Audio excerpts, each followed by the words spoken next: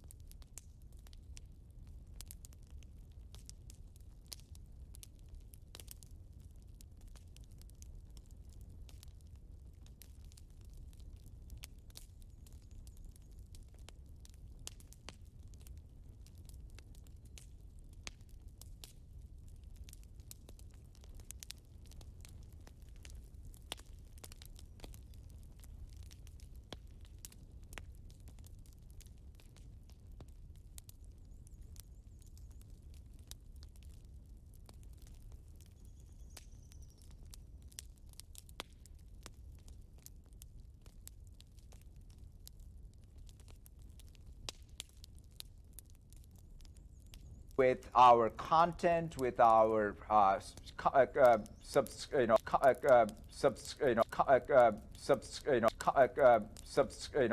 cloud and community, really is about driving that choice and that opportunity. So if this is about competition, let us have competition. And so everything that we are doing with our content, with our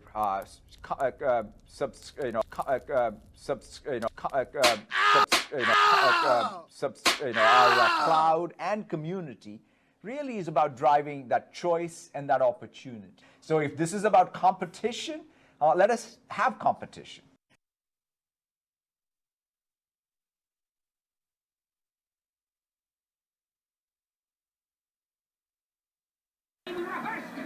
You know what? Nobody likes you, Booster. Oh, and second us too. New games are coming fast. 12 minutes and 80s. And they're all on Game Pass. Some of them are like a requiem. What to play first and what to play last. Star Ratchet 2, Ground, Shroom and Doom. Cause they're all on Game Pass. On the season and more game. What's up, grinders? Mounds up.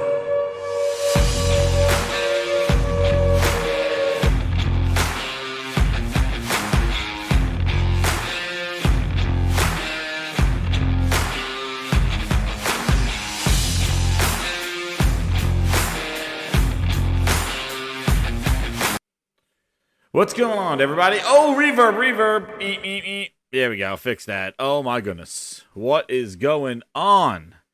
How was everybody's weekend? Shout out to all the grinders as they're coming in. Everybody wants to get that feel going on. Get that feel. Get those drinks by the fireplace. Let's go. Let's get the grindhouse going. Get on in. Get on in, grinders. Come on in. Come on in. Hold on. Let me get this thing up here. Fix this stuff. I got a lot of feel good articles. Subscribe, everybody. Man, oh man, how's everybody doing out there? I'm putting me to work. Oh, it is Twisted Sick already. Hey! We got bots out here thinking they work at Microsoft, saying they know the higher ups. Oh man, oh man. Ain't nobody got time for that. Dude, that's the last straw. Twisted Sick, thank you for the first super chat of the evening. Yes, that is the last straw. Remember, he ain't heavy. He's just Philness. The road is long.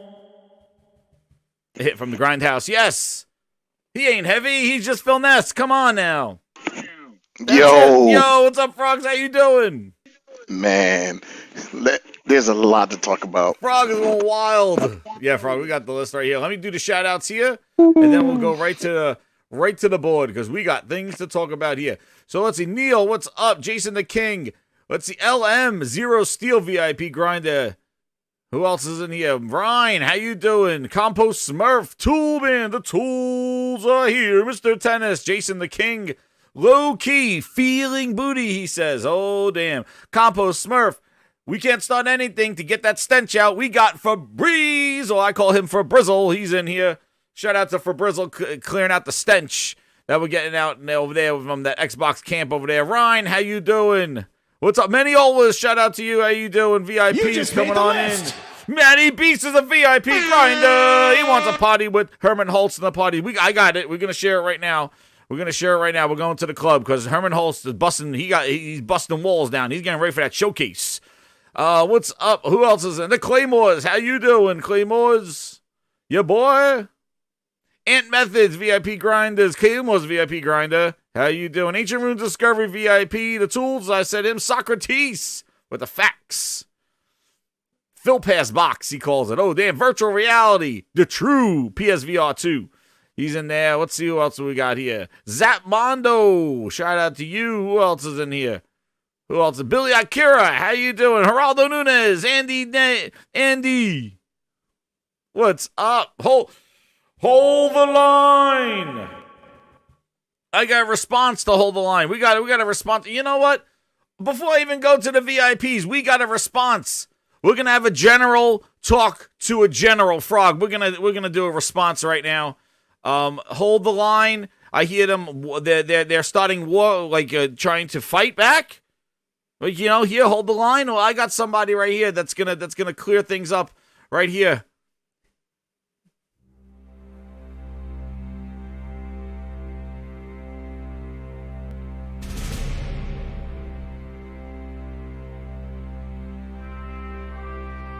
Hello.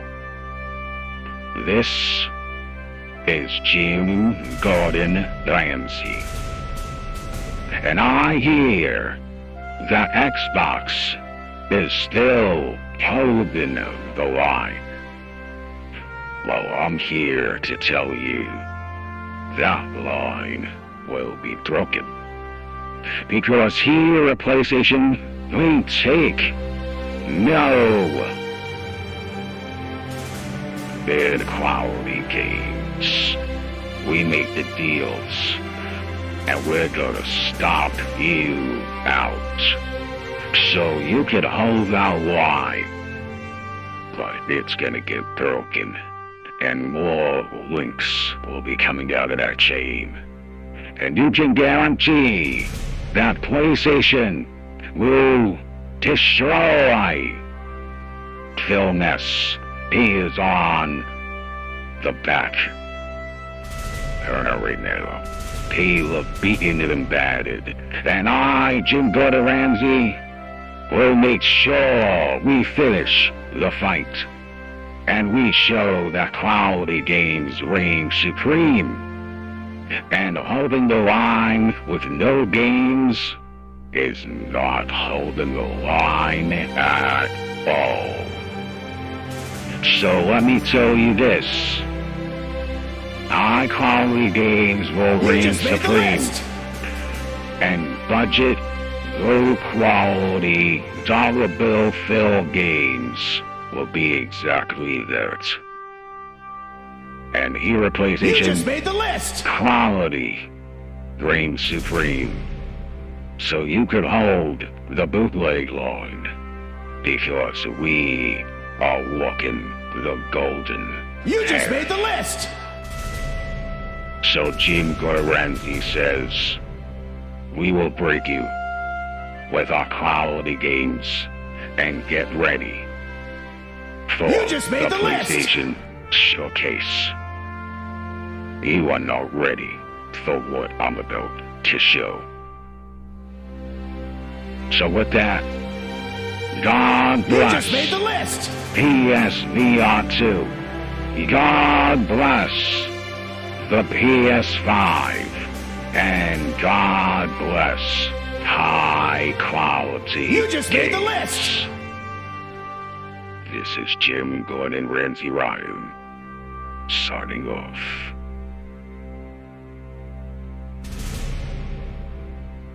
You just made the list.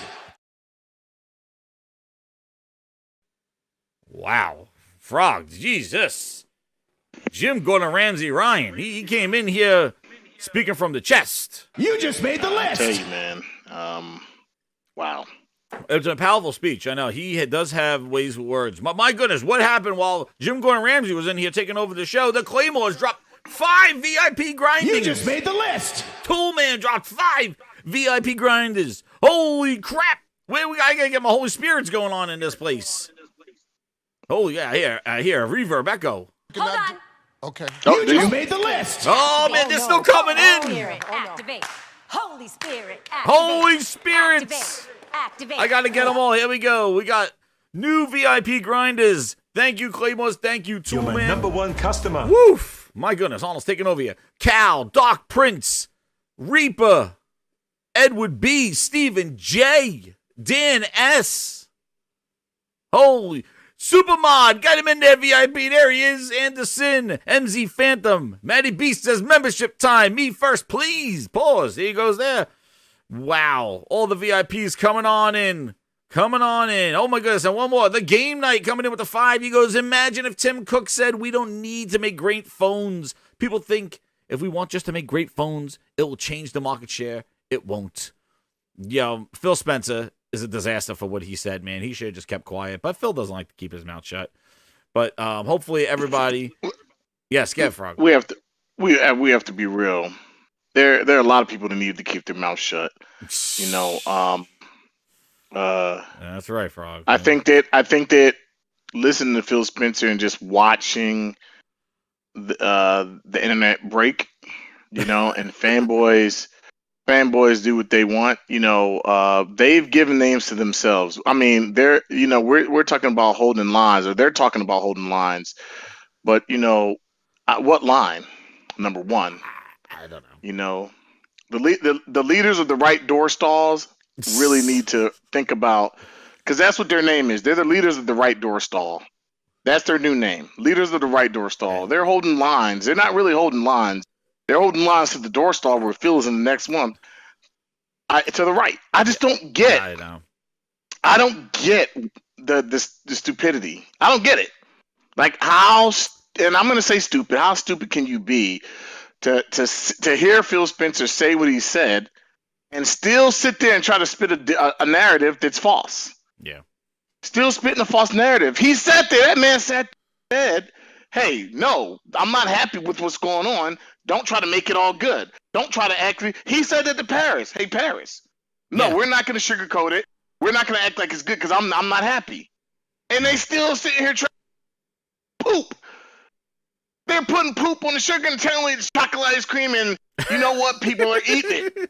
They don't really believe it's free until they put it in their mouth, and they're like, what is it? Oh, shit, Frog. That's what it tastes like. What is this crap we're eating? It's chocolate ice cream. Well, Phil Spencer told me it's poop. But don't believe Phil Spencer. Believe me, it's really chocolate. This is what he really said. He's telling you. This is what he really said. Dude, he said what he said, and he said it with passion. There was no, like, I gotta hear what he said. Oh, I got it. We got it. Peter Parker, the real Spider-Man with the 10. He goes, have a drink on me. Yo, thank you very much, Peter Parker. I'm drinking one too, man. Yeah, I got my chocolate vodka. You need a drink. Yeah, I got chocolate vodka. You need this conversation. Hold the line. Phil Spencer told you what it was. He told you. Hey, this is poop. This is poop. Don't put sugar on it. I really don't even want you to eat. I'm mad. Yo, Frog, you're cutting out. Whatever mic you're using, it's coming in and out. Uh-oh. Can you hear me now? No, yeah, we can hear you, but like it cuts out, I guess, when the passion. There's too much passion coming through the microphone. Let me change mics to see if that helps. Oh, there we go. Mics. Get a high gain mic on that one. Oh, that's right. Game over. We got the game overs. Yeah. Frog's ready to go in. He's skipping down 5 topics. But hey, over. I'll give it a Frog, man. Frog had to let him loose. Gonna let Frog loose. I had 2 shows already talking about this thing. Frog has been like, let him go. Can you hear me now? Yes. Can you hear me now? That's Okay, like, great. Frog, let you go, man. You haven't had a chance to vent about this thing. Okay, let's go. So the thing is, this man is sitting there telling you that our ice cream machine that was supposed to make chocolate ice cream made poop. it made poop. And you're still sitting there telling people, well, yeah, but, Phil Spencer, even though it's poop, it's really chocolate. Like, he got to be lying to us. No, he told you it's poop. He told you it's poop. Not only did he tell you it's poop, he told you he was mad that their ice cream machine actually had poop coming out of it. He's mad about it. I know, and right? You're sitting there talking, and you're sitting there saying, you know what? It's not really poop. Phil Spencer didn't really mean that. Nah. Everybody else is hearing things. What's Phil Spencer, even though he said poop, what he really meant is chocolate. No, what is poop to you? Doesn't matter if it's nuggets. It doesn't matter if it's diarrhea. It doesn't matter. Poop is poop. I know, right? But you're still sitting there. These guys, these guys and girls, these fanboys. I saw somebody comment. You know what they said? Let me tell you what they said real quick. Yeah, sure. They said, I'm trying to increase the Frog's volume now. There we go. They said, and I quote. Well, I won't quote because I don't want to say. I'm not gonna say. I'm just gonna say basically right about what they said. They basically said they were really tired of people complaining. It's got to the point where we're complaining so much about Xbox stuff that's all they hear is complaints. Well, if they gave us stuff, we wouldn't have to complain about it. Why are we sitting here acting like people shouldn't complain about stuff that they're like? They said they were actually tired of hearing people complain. And I was like, wow, right? You're tired of hearing people complain, but you're not tired of getting bad product. Mm-hmm. You don't. They're like, I just feel like the complaints aren't warranted. I feel like the complaints aren't warranted. People need to stop complaining. You just made the list. Wow, this is what we're really doing here. You're tired of hearing people's complaints. Yeah, because that's the one thing. Like, we'll get into it. He seemed very, very angry at he was upset. He was upset about people just not getting it. Like, hey, we are not doing what they're doing. But the problem is like you're doing worse because it's not even that you're doing something different and better. You're actually doing a disservice to the whole gaming industry because you're on here putting out 55 Metacritic trash from your first party. And you know what, Jez? The one part so it's of not like you're doing something better. That I hand clapped and I said, thank you, Phil Spencer, is when Paris tried to pander and he didn't let him. Yeah. That right there, because I knew it was going to happen. I said, watch, Paris is going to sit there in the danger zone and he's going to freaking sit there and say, you know what? Well, Phil, it's not that bad. And Phil's going to say, no, it's bad. We're not gonna sugarcoat it. This ice cream machine is making poop, and you're sitting there trying to tell me it's not. I'm telling you it is. I'm the one who made the ice cream machine. It's making poop. And Paris is looking at him like he looked at him sideways, like, "Dad, go on." He really didn't have to tell everybody it's really poop, Phil. I had your back. No, don't pander, Paris. Dude, it's poop. Paris is a secret shopper, man. He's lurking. He lurks in those spaces and stuff. He acts like he's like Phil's consigliere. Like, Phil, I've been here in the community. The community says, dude, get out of here. You don't represent our community. This is another thing. And you're a secret shopper. This is another thing that just drives me nuts. There's so many people out there that when they saw this interview, the guys and girls on Xbox who say that Xbox is their primary, they have their profile private. They don't show what games they're playing. They don't really play games. Mm-hmm. My profile's never been private. Xbox, Nintendo, there's no reason because I play games. These guys and girls aren't really playing games. Nah. When I have my dry spells, I'll go back and play Destiny or whatever. But guess what? I'm playing games. It's not even about the trophies or whatever. But you know what? I'm buying my games. I'm playing them and I'm enjoying them. I don't think they're really happy.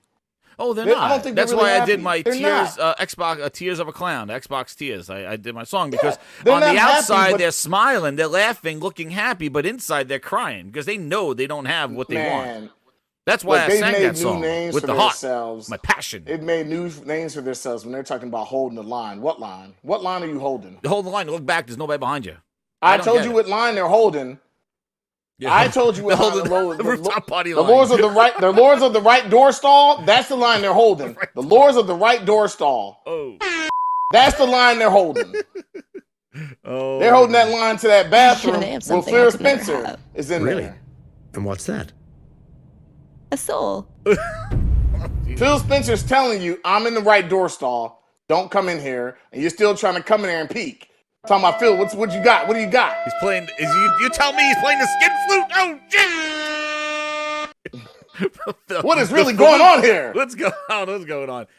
It's the access, dude. It's the access. Like Phil, and I got some lines from Phil here. Like, basically, he's in touch with the community. He's in there with the community, and he knows that he could lure them into wherever he wants to without the games because he is such a good a good guy. But the problem he sat there and said to them, "Don't do Frog, this." That's why they tout him out, Frog. That's why Phil Spencer was doing that interview and not dirty ass Booty. Booty should be the one that's speaking about the games coming out because he is in charge of the games. He should be playing all those games, right? But basically, Booty should have been. Why is Phil? He should have been there. He seems so far removed from where the games are being played. Why is he the one addressing games? Yes, he's the head of gaming, Microsoft Gaming, but like he's too high up to be doing interviews with XCast.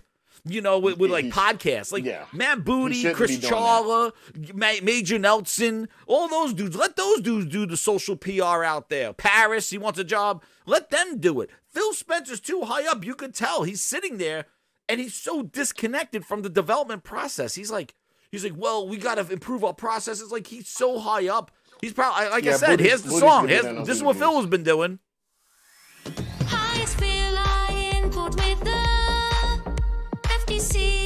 He's in court with the FTC. He's in court.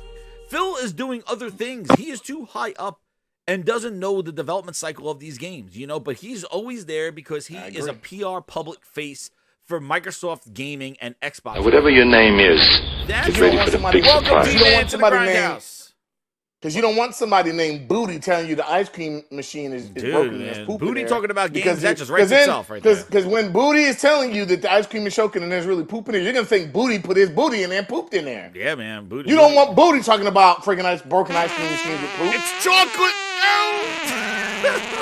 It's chocolate. I don't get, and you know what makes me it makes me shake my head. I don't get how people sat there on the console choice that they had, listened to this interview, and still try to make excuses for what he was saying. No, but I see a lot of people going, it's over. He can. It is over. All this, it's done. It is over. He basically said I make too much money for what I do, and I really don't care. He said it. I don't really care.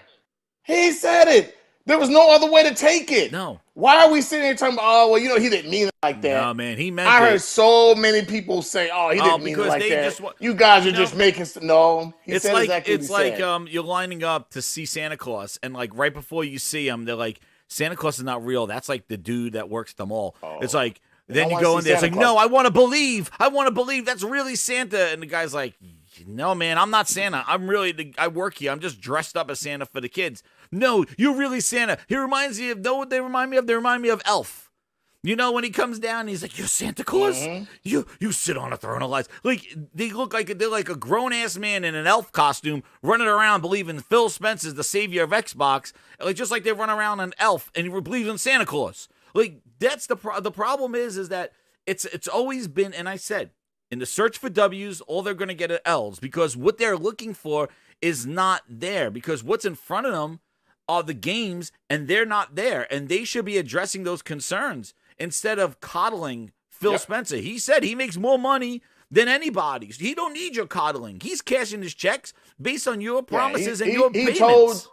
He said in the interview, look, I really am overpaid for this job. Yes, that's directly. Somebody's going to replace him. I'm overpaid.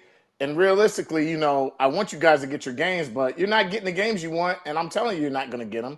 And these freaking leaders of the right door stall are sitting there saying, you know what? We know he's in that right door stall. We know we might peek under there and get something we really don't want, but we're going to try to peek under there anyway because it might be something we really want. Hey, you go ahead and peek.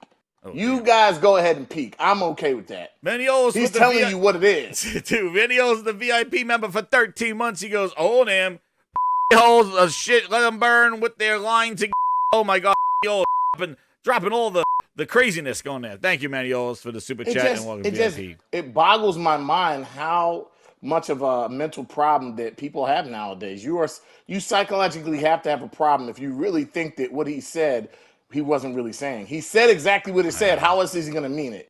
But people are sitting here trying to spin a narrative. I heard so many people, and I won't name names because if I start naming names, it's going to get ugly. All I'm going to say is I heard so many people sit there, hear what this man say, and then try to say he said something else and it meant something different. You freaking clowns. It meant exactly what he said. No, there was nothing that he said that meant anything different. What he said was what it was. That's right. What he said. You guys try to make it into something different and make it put a positive spin on it. And he sat there and he told Paris to his face, I don't want a positive spin on put on this. This is not good. This is bad. Mm-hmm. And I said, you know what? Thank you. Thank you for actually acknowledging, yeah, this is bad. It may look bad, but I can respect that, at least the fact that you said this is bad. But they're going to go right back. This is bad. We're going to go right back. And then he even said, you know what made it even crazy? He even said when they asked him about hey, we got this event coming up. Hey, you need to temper your expectations. Yeah. I know. Temper your expectations. People glossed over that one. I was going to go into that because that's you know what people did? They sat there and they said, "Oh, you know what? We got this game." Phil said it. Phil didn't say any of that crap. No, you guys are hearing what you want to hear. The transfilators, Sergeant. Leaders at the right door stall hear what they want to hear all the time. Damn. And that's why they sit there and they talking about we're going to hold the line. You're holding the line for the freaking bathroom. That's the line you're holding. Oh, man. Well, talk about quality. We are going to the VIPs. And look where True Virgil made it to the VIP board. Look where he is. True Virgil. Yo, thank you again to the VIP grinders. Shout out to all you. Shout out to all the new ones I'm going to have to add for tonight. But partying with Herman Holtz, the drink is chocolate vodka. And True Virgil made it there. I want the True Virgil just to get a little bit better quality, so I put him closer to the quality nuts. So shout out to True Virgil. I told you. Oh, shit. Oh, man.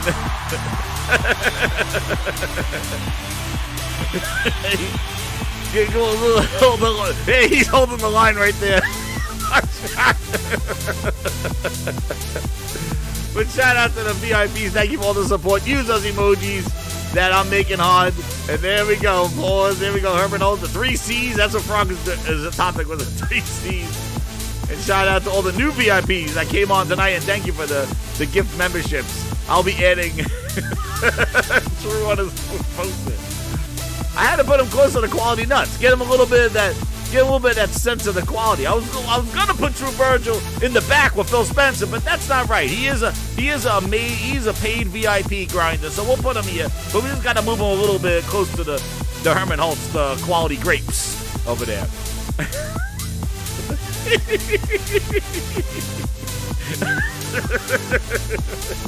I told you. But anyway, thank you again, VIP grinders. And I thought. If you guys haven't seen my short, go check my short out. Oh, yeah. Frog, I couldn't see something. You sent me something, and it said the link wouldn't work. You should try to check it again. You'll have a laugh, man. I'm just gonna start making shorts on YouTube about clowns. Anything I see is some clown crap. It's all about clowns. That's it. Traveling circus. I'm gonna focus on the traveling circus and clowns. Clowns need to be told they're clowns sometimes, because sometimes they may not really rightfully know, or maybe they know, but maybe they just think that it's okay to be a clown. No. I don't know. It is what it is. Well, we're going to go through the topics. We'll come back to the Phil Spencer. We'll cool our tongues a little bit. And we'll hit this thing with Sony shutting down the studio that made Concrete Genie. They shut him down, dude. That was pretty wild, dude. Here we go. So let me tell you something. I played Concrete Genie. I almost platinumed it. I didn't play that much of it, but I did try it. Good game, right? A lot of people who played it, they knew it was a good game. There's a lot of people who played it, and I said, damn, this was a good game that was kind of offbeat. It was just like something that was different. Sad to see Pixel Opius go. Yeah. You never want to see a studio go, especially when the studio is making pretty good titles, but it was a very unique game. Yeah, I mean, it did well as far as as far as like reception. But I guess it just maybe I don't know. Maybe they just didn't feel it needed to be where it was. What I can say is it's sad to see this, but when I looked and I saw this, I said, "Damn, this is pretty sad that this studio is not there anymore." But I said, on one hand, what's going to happen is clowns are going to say, "Oh, this is Amel," and they didn't even play the game. The game scored higher than freaking Redfall. I'm sorry, Redfall. Redfall. Yeah. It scored higher than that. And if we're not even taking scores into account, like this is what if you had more games like this and in a type of Game Pass situation, I think people would be more content. But you're not getting this quality of stuff. You never will. Phil said it. He didn't sugarcoat it. That's what he said. Mm-hmm. So I really think that when it all comes down to it, it's sad to see them go. I kind of I don't know. Maybe it was for the best. Maybe it was like, hey, you guys couldn't do what we needed to do. Maybe it's for the best. But I think they shut it down. Yeah, they shut it down. They didn't merge it with a bigger studio. That's what they did with the Japan studio, and they did that with Japan studio. But this one, they actually shut this one down. This was their small studio, made Concrete Genie, which I'm surprised because now given their subscription thing, you know what I mean? They could have found a way to maybe make a small game that they could put in their subscription. Because remember, Concrete Genie, the subscription thing wasn't really a thing. They did put it in PlayStation Plus, though. I remember they did that. I bought a physical. I thought it was pretty interesting. Like, I like that it integrated some of the motion controls. And, they could have done something with VR with it. It's sad that they shut them down. It was a very interesting kind of game, but maybe with the success they were seeing with games like Stray and Kana and Rollerdrome and stuff like that, like maybe they're finding that the indie scene they could just recruit kind of that stuff, and rather than have like these their own kind of smaller studios. You know what I mean? Like kind of like it seems like the opposite of what Microsoft's doing, where Sony is buying these bigger studios to make bigger games, like Haven and growing them to big games. And, maybe they're going to go out and have Shuhei kind of identify smaller games like Rollerdrome, like Kana, and kind of use them as their indie scene. And Sony's not focused so much on the passion indie stuff and more like let the studios do it. I don't know. I hope that wherever they land, but it does suck. I hope they land somewhere good because they're talented. We can see they're talented.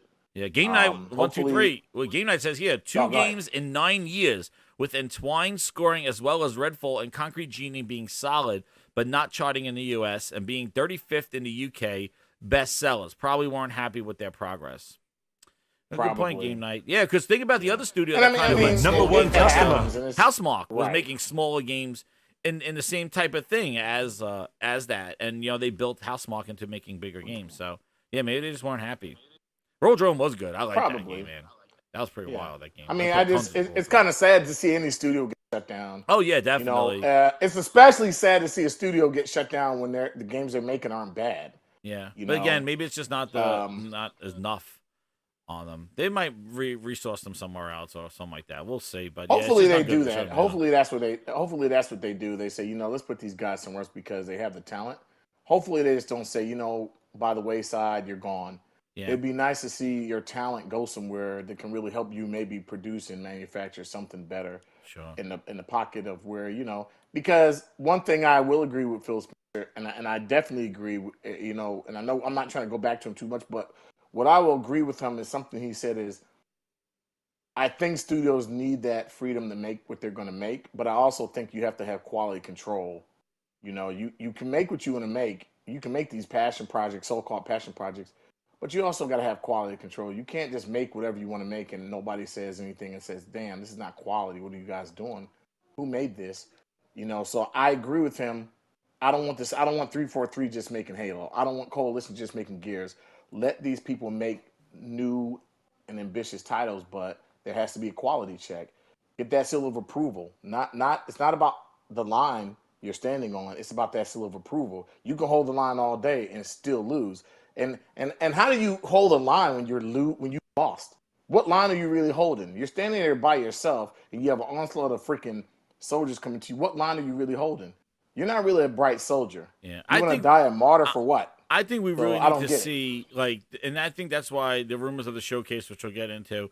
You know, I think Sony needs to show like phase 2 to kind of show what they've been doing this time Yes. with the studios that they have, with the studios that they've been growing, the studios they've been buying, and kind of like see what the next thing is. Because again, I feel like there've been little announcements here and there, and yes, Sony's been dropping games from phase 1, but I do feel that it's been a lot of kind of developer studio jockeying, publisher jockeying for the last couple of years. Like I really feel that it's been like who's buying who's merging with who, Bungie, it's the who's who. Haven. It's the who's who of who's buying what. Yeah, it's been like, rather than want seeing the games that we want to do, and that's why when you see a studio get shut down, it's like, well, we never know what Haven and Deviant and all these other studios are making, but you bought them, and you just kind of let go of this studio. Like so, like it's kind of like we need to see what the end product is because I feel like we're in kind of a similar cycle.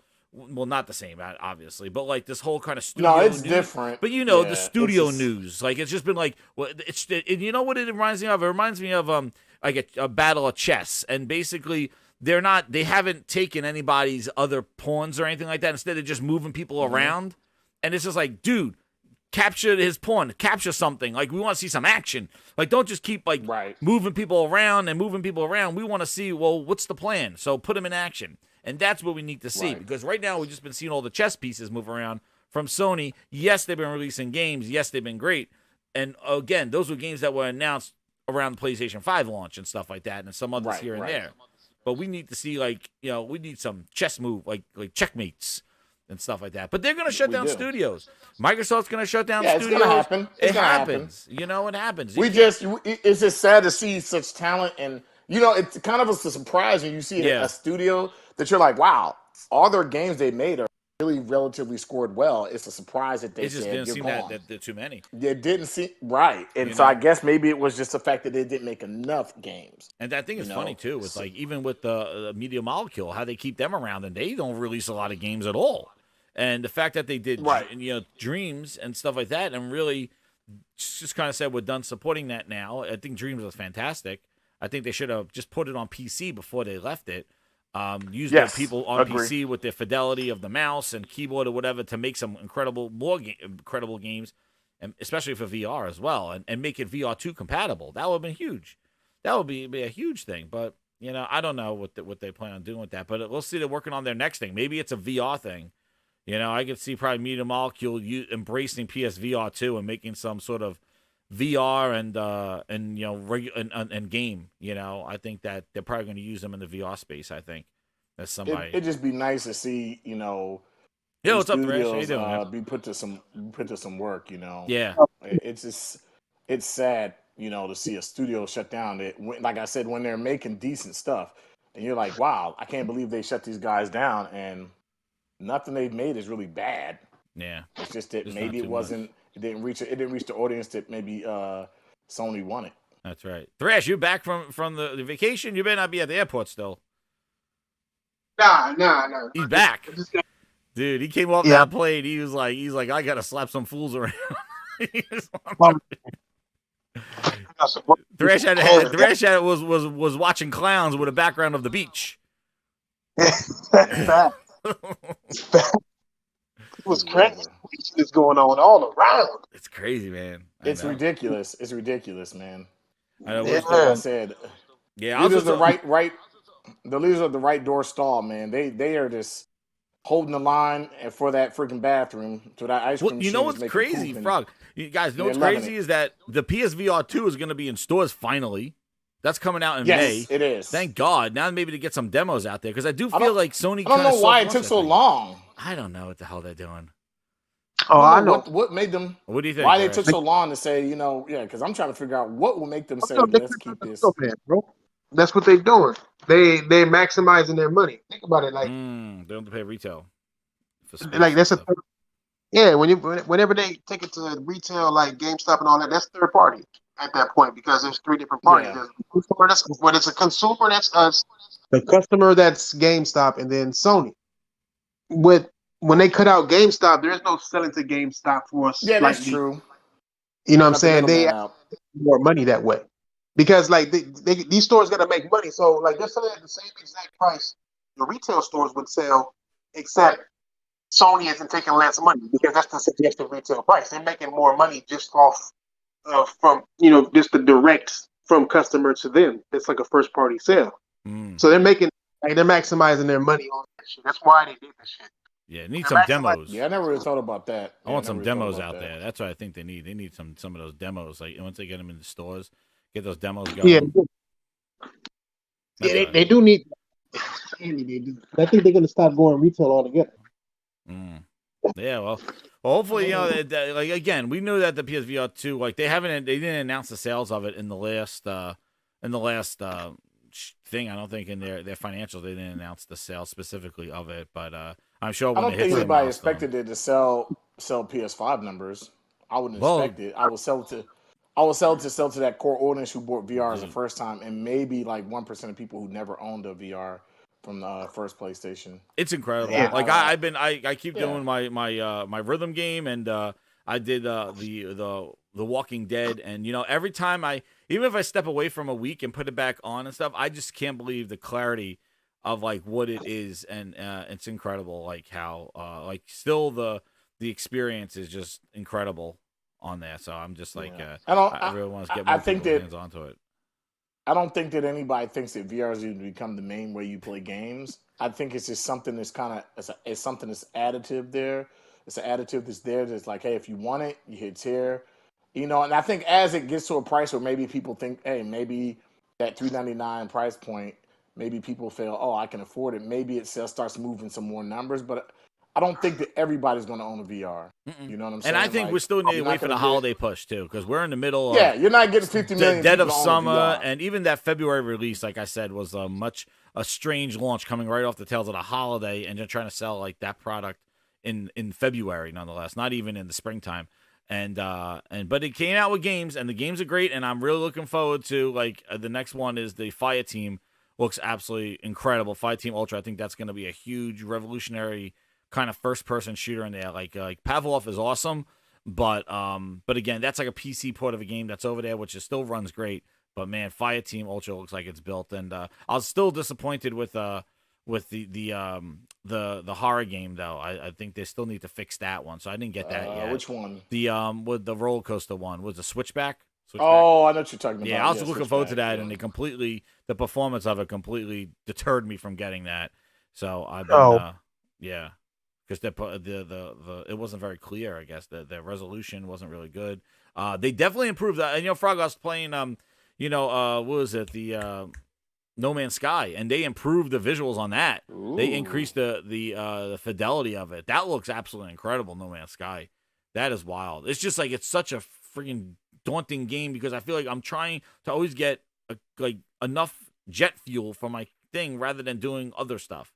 Like, I feel like I'm always trying to figure out how to power up my ship and loot for that stuff in order to take off from the planet and go around. But I tell you, that game was great. That game, then Starfield. I think that's gonna get a appreciation. I think when Starfield launches, and I've been saying No Man's Sky is definitely gonna get that kind of double take look, that double check when Starfield comes out, because people are gonna be like, wait, No Man's Sky is doing this and you're not doing this yet, and I think it's a greater appreciation is gonna be there for No Man's Sky when Starfield comes out. Unfortunately, that's what I think is gonna happen on that one. Oh yeah, that's gonna be a whole nother story. That's gonna be a whole story.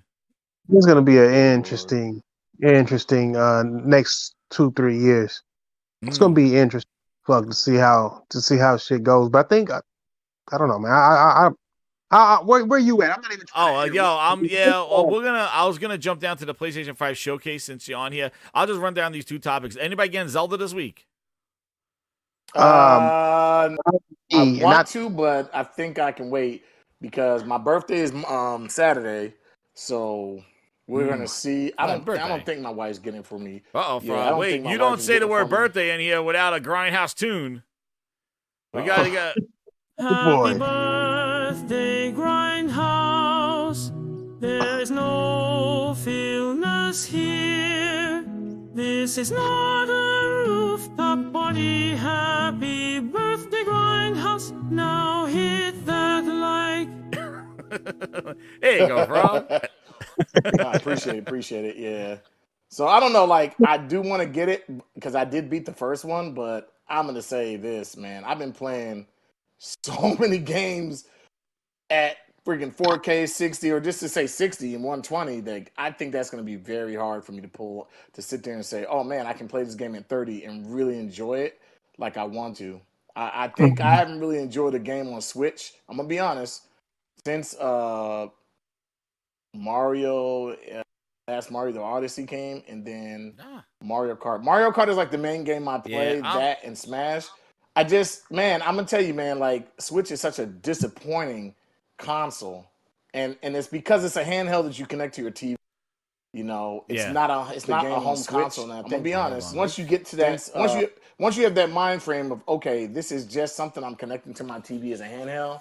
I think that once you've made peace with that, you're okay. But I don't like handhelds. I don't even like, playing games on my phone. So my Switch mostly gets played in this Mario Kart or Smash Brothers. Yeah. Every once in a blue moon, I'm playing like Animal Crossing, or maybe I'm playing a little bit Mario Odyssey. I got Mario.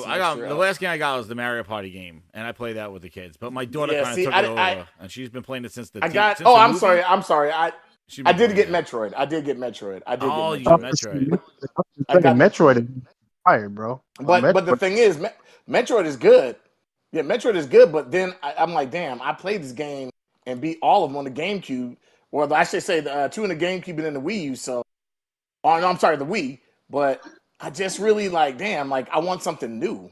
And then I don't think Nintendo's going to be able to provide me a 60 frames Metroid that's on the same level as No. So I kind of feel like with Nintendo, I'm waiting for their next console.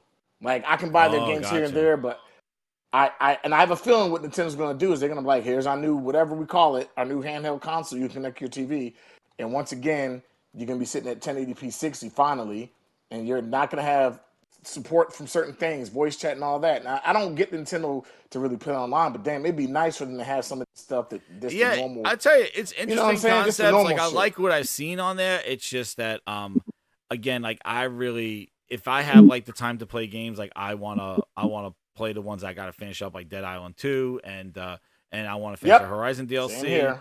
And also I gotta finish Resident Evil 4. I've been finishing that. So like, and also the Switch, like again, like my daughter has it off the thing, running around playing the Mario Kart and stuff like that. So like, I'm not gonna be able to pull that from them. And also, it leads me into the other thing. It leads me the other thing that I think I'm gonna be picking up that Asus Alley that comes out this week, and compare it with the Steam Deck here. So keep your eyes peeled here because I'm gonna see it comes out. They announce it on May 11th. With the price, I think it may be $700 for it. There's still like the rumored price. I don't know how they're gonna do this launch, but May 11th is the news. And they're gonna have it released. So I don't know if it's in stores on Friday or if it's in stores on Thursday. But I put myself on the mailing list at Best Buy. I want to check it out. The concerns with it is that it does have Windows 11 on it, and I just don't like. I like the Steam Deck and it's the way it's laid out, and I think there's less kind of background processor. So I don't know what the battery's gonna be like with Windows 11. Yeah, Thresh, what did you say?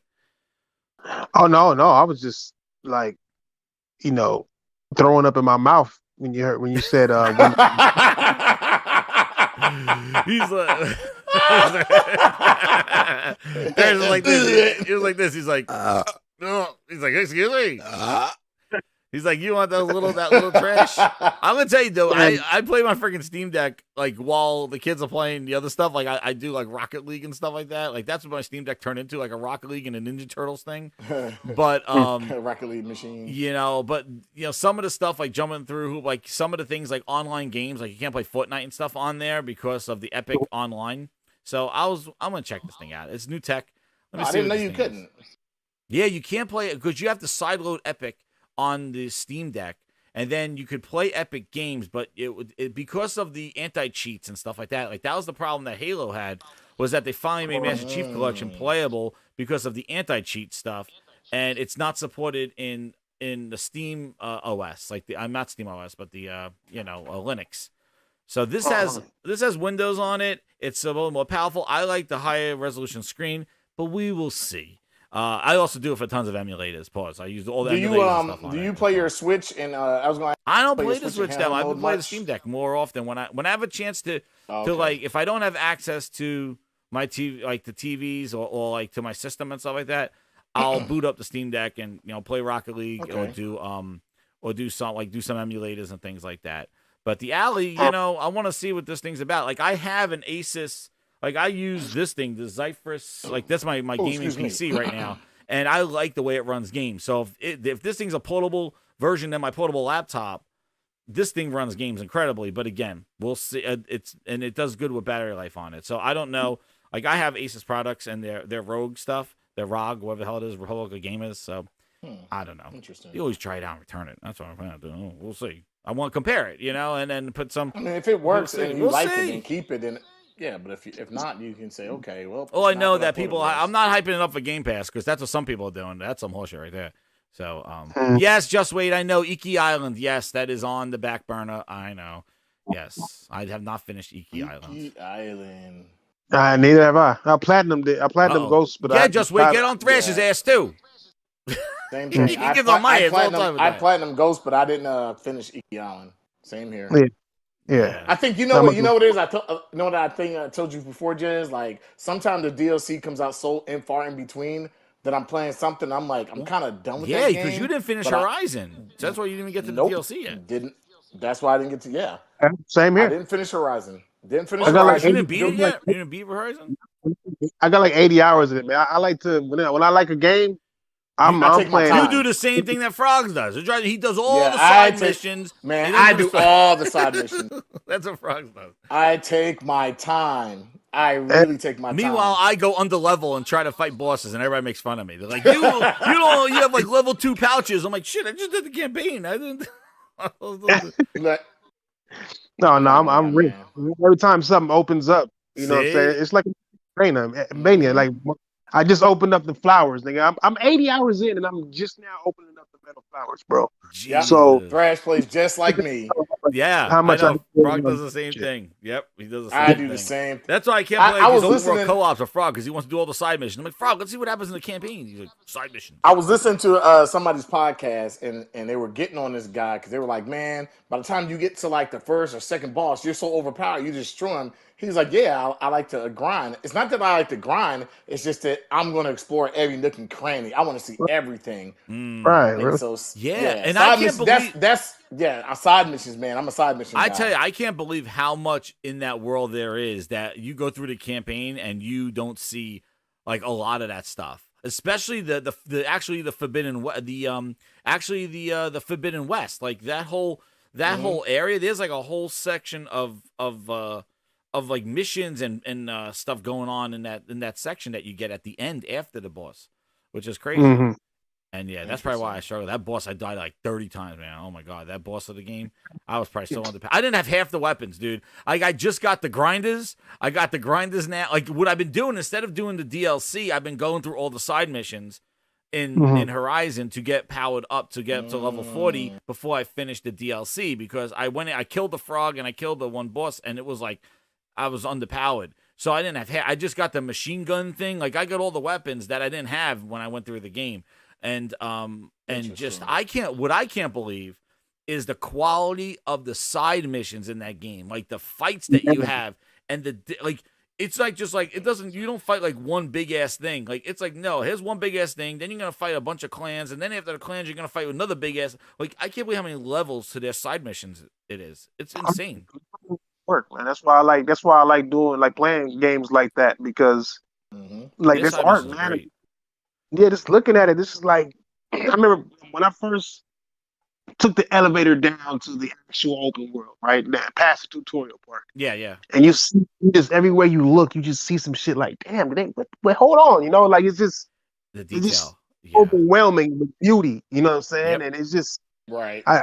Games like that I gotta play more of. I don't do it to all of them, but when it comes down to it, I do that shit to games. Because of the world, right? Like when you see that world, it's so realistic. There's so much going on. It looks so incredible. You're like, well, what's this river? What's this thing? And you find that's why I take like half my photographs. Like I find these like photo shoot areas where it's like I'm just walking through, and all of a sudden this fall leaves are coming down, and there's this river, and I'm like, yo, this looks like incredible. Like this looks like a scene out of like it's incredible. And then it's just you so know many why, incredible Jazz? places there. Games like God of War, Horizon, God of War was like that too with their realms, like the realm, that forest realm shit was huge. What's the one we just talked about with the samurai? Like Ghost games of Tsushima? like that. That was Ghost of insane, Tsushima. For some reason, when you get in those games like that, I will sit back and I can take pictures all day. It's just man. You're just like, damn, somebody. I sit there, I'm like, somebody actually created this. This is incredible. I know. It's just incredible to see the talent. And I think I take my times with games like that too, because I'm like, man, this is a world that it feels so freaking livable, like, you know. And I don't know. I guess to each his own. Some people don't like it, some people do. But what I can say is, shoot, man, I've been playing games and enjoying it. I have no shortage of games to play. Yeah, and then playing Dead Island too, like the details of those zombies and what that stuff's going on. I just started playing that. Oh man, we gotta get the co-op going on that thing because it is that. Me and my wife are actually playing through that one. So freaking like it's the graphics are incredible. I can't believe that. And I for my wife played in PAX, I was like, wow, this looks great. And yeah, it's just insane. Yeah, I didn't get Jedi Survivor yet. I didn't get. That's another game. Jesus, that's another one. No, I didn't get that. I'm waiting for some of the stuff to get patched in that I want to. You know, I want to play the best version of it. Did you beat the first one? And my son. No, see that that's why I'm in no rush. I'm in no rush to be. I'm in no rush for the second one. My son beat the first one. He platinumed it. My son got the second one. I watched him play a little bit, and I was like, ooh, okay, this looks good, but. I could see where, you know, there were some complaints to be had with some of the stuttering and all that. Mm-hmm. He doesn't care. He doesn't care about all that stuff. He's just like, I can look past all that stuff. I'm like, no, I can feel it. I can see it. Nope, not doing it. I'll wait. But I will get it. Yeah. Yeah, I can see. I can look past all that, man. It depends on what kind of game. Some games. Like, I'm not going to lie. Some games trash. Like a Souls game, I can look past, like, the graphics not being the great. Because me, it's about, okay, what are the boss battles like? And that's what I did with Elden Ring, and I was like, damn, I put over freaking... Oh, Brian says they patched Survivor already. It runs better now. I put so many hours in Elden Ring, and I was like, yo, this had the worst boss fights of any Souls game. But I just wanted to see it. I wanted, you know how you ever play a game, and you're like, I'm having fun, but then you get to a point where you're like, damn, I needed to see this through, because I realized all the other games in the series are actually better than it. That's what I kind of feel like with Elden Ring. Like it's a decent game, but it's not the best Souls game. It's not a bad game, but it's definitely it's horrendously overrated. It's not bad. Oh hell yeah! No, you're right. You're right. For what a Souls game is, thrash. That's what I'm saying. For what a Souls game is, yeah, it's overrated. It's overrated for what a Souls game is. I beat 9 bosses without leveling up once. Yes, I watched your video. I watched it. If that never happens in a Souls game, you know what I'm saying? Like I'm not even getting through levels in a Souls game without leveling the fuck up, let alone whooping some bosses' asses. So I just can't. Yeah, that I couldn't give it its respect, but it's like that because it's purposely like that. They want more people to be able to play Elden Ring. Agree. And make an easy mode for Bloodborne, so they'll make a game that is easier. You know what I'm saying? Than the rest. Doesn't that have DLC? And Forspoken has DLC upcoming, and so does Elden Ring, doesn't it? Those two. The Elden Ring has DLC, yeah. And the sad thing is, I'm probably going to buy the Elden Ring DLC to see what they changed, and the Forspoken DLC because I beat the. I gotta beat the first. I want Forspoken DLC. I want more of that story. I like the story. Hell out of Forspoken. Yeah, I really like Forspoken. A lot of people shitted on it, but I liked it. The story. I thought the story was great. Yeah, it was such a cool twist on it and stuff like that. I want to see where it goes from there. Like with the story, because I thought the story for Forspoken was pretty. It was mature and it was definitely very like cool little twist here and there because you expect that it's gonna just run the gamut of just this one, and it's like no, it turns itself by the second one. It's crazy. It turns itself with the story. I thought it was pretty cool. Right. So I'm really good. Yo, what's up, Worry? What are you doing, man? Welcome to the Grindhouse. Can you hear me? Hey, yes. All right, good. What's up, man? How you doing? Hey, Thrash. Thrash, I got a question for you after this. I got a question for you and Jez. So you know how people say that Redfall, you know, all the bad things they're saying about Redfall? I'm actually playing Redfall, believe it or not. I'm doing the xCloud on my what's it called? On the backbone, because I've never done it. I've never done the cloud. So I want to play it because I really want to see how bad it is. Now I don't know if the like xCloud is going to give me a worse version because I don't know how bad xCloud is. Like I've never tried xCloud. Frog, do not tell me you got. Oh no, you got. Oh no! I got. This is no. I got the strap on. I got the strap on the phone. I had Game Pass. Hey, I had a Game Pass ticket for 14 days. I said, 14 days, man. Hey, let me try that. It was for free. 14 days, might as well. I heard what strap on you're using. The backbone, the PlayStation backbone. The backbone. Oh, the backbone works with the Xbox. Yes, it does. Okay. I'm streaming it through xCloud. How's it running for you? Jesus. Dude, that is like. I have gigabit internet, so for me, I don't have any I'm running. It's running okay, but on the phone, I don't want to judge it off a phone because I'm like everything is good on the phone. Just blink twice if Phil Spencer's in the room. Hey, is he at the door right now? Did he give you that? He slipped that under the door that 14 day. Hey, he's in the bathroom across from the right of the door. Oh no! I don't play this game. He got you. I knew the grind. Yo, your grindhounds. I just want to try it, man. Yo, your grindhounds failed, dude. They got him. He's like, just let me leave you this 14 days. Just let me leave you this 14 days. 14 days ain't nothing, man. If I'm you gonna like lose it, my job. I'm getting paid. Stay for another month. I'm getting paid more than I'm worth. Please, just take the 14 days. Nah, I'm trying it for 14 days, man. I just wanted to see what xCloud was about, and it just so happened that Redfall was a game I could play.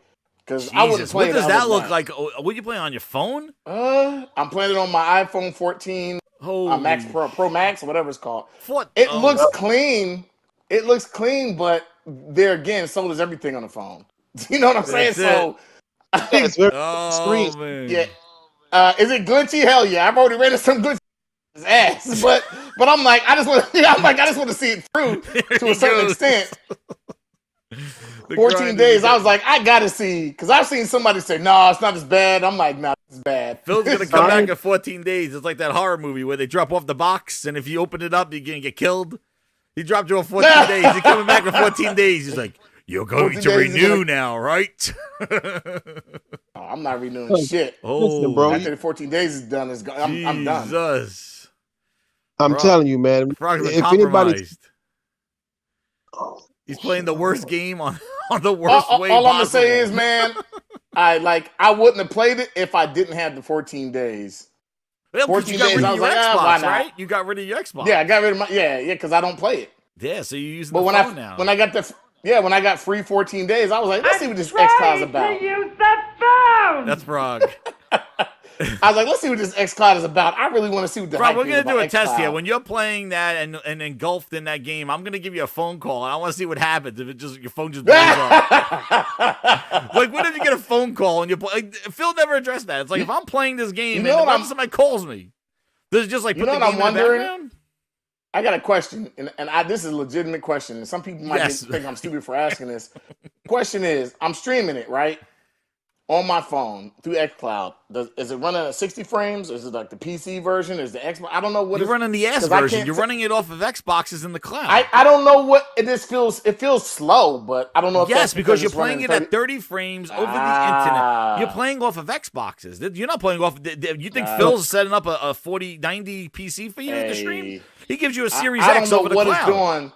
That's what you get. I just want to ask that because it does feel kind of slow, but I didn't think. I was like, maybe it's just, the fact No, it's slow. It's 30 frames. And I played it on PC, dude. The pop-in was ridiculous. And I played it on PC. The AI is just, that game.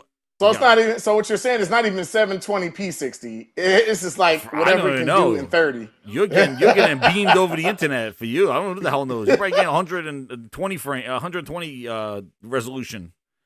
I don't even know. All I know is you could put 30 frames good. aside, bro. You could put 30 frames aside, my nigga, and the game is still fun.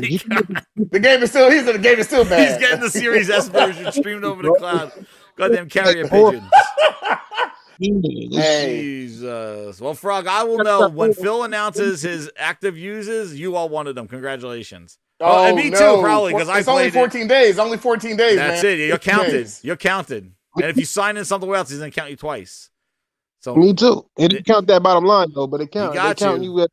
He got me Yeah. too. That's it. I'm his monthly I active figured user. I didn't figure 14 days is that bad. I was like, 14 days it can't be that bad. It's free. You know what I did? I subscribed to it and then I freaking unsubscribed to it, like no renew, so it doesn't freaking charge me. You could always refund it though. Like if they have done that to me, and I said, oh, yo, and they go, here, you're refunded. They're pretty good about that auto payment thing. But what's up, Worry? I see Worry came in here. Worry, you've been playing that wonderful Redfall. How you doing? First time in the Grindhouse. We got Worry Ward on here. How you doing, man? Yeah, I told you I would come on a while ago, and I feel like everybody's so pissed off at me because I never come on. I'm always working. You know what I mean? I don't have a lot of fucking time. So People get so pissed off, and it's not personal. No, man. No, you're welcome. Yeah. Come on. I'm streaming. I was playing Redfall primarily by myself, and then I streamed it with Mooch and a couple of people that he knows. It's I don't even know if I could say it's mediocre. There's like a lack of just passion. That it's disrespectful. There's just a lack of. It feels like there's a lack of just somebody sitting there and saying, I give a shit about what I'm doing versus just get that out and then we'll move on to something else or try and make money off of it, or patch it up later on. I'm tired of this patch it up later on shit that happens constantly. Yeah. Here comes a game in 6 months, a year, 2 years from now, it'll be a good game. I don't know if you talked about the stuff Phil Spencer said. No, not already? Yet. We're getting there. All right. Yeah, I don't want to jump in on that, so I'll wait until you go. Yeah, we'll just do it. It just turned into Redfall on the thing because I'm at the end. I'm at the end of the game. The last boss. What's that? You're at the end of it. So I'm at the end of the game. The last boss. You have to. So while you're playing the game, you have these like districts that you go into, and you have to clean out the district. And then when you clean out the district, there's a final boss fight in the district to make it like livable. And you have to do 3 districts to get 3 skulls for the end of the game. Then you put 3 skulls in this pedestal, and you're transported to what's the guy's name who's talking over the loudspeaker all the time in the game? Dracula. What's his name? No, I don't know. No. I know you're talking about. He's constantly talking. I forget his name. But you go to his realm and you have to kill him. He's like a big final boss. But it's just one mission. It's like one mission after the other. There's no real progression in story or characters or world building. There's nothing there other than just a game designed around running around with a bunch of friends and doing mindless things and staying subscribed. You talking about the guy who aggressively whispers and shit? That guy?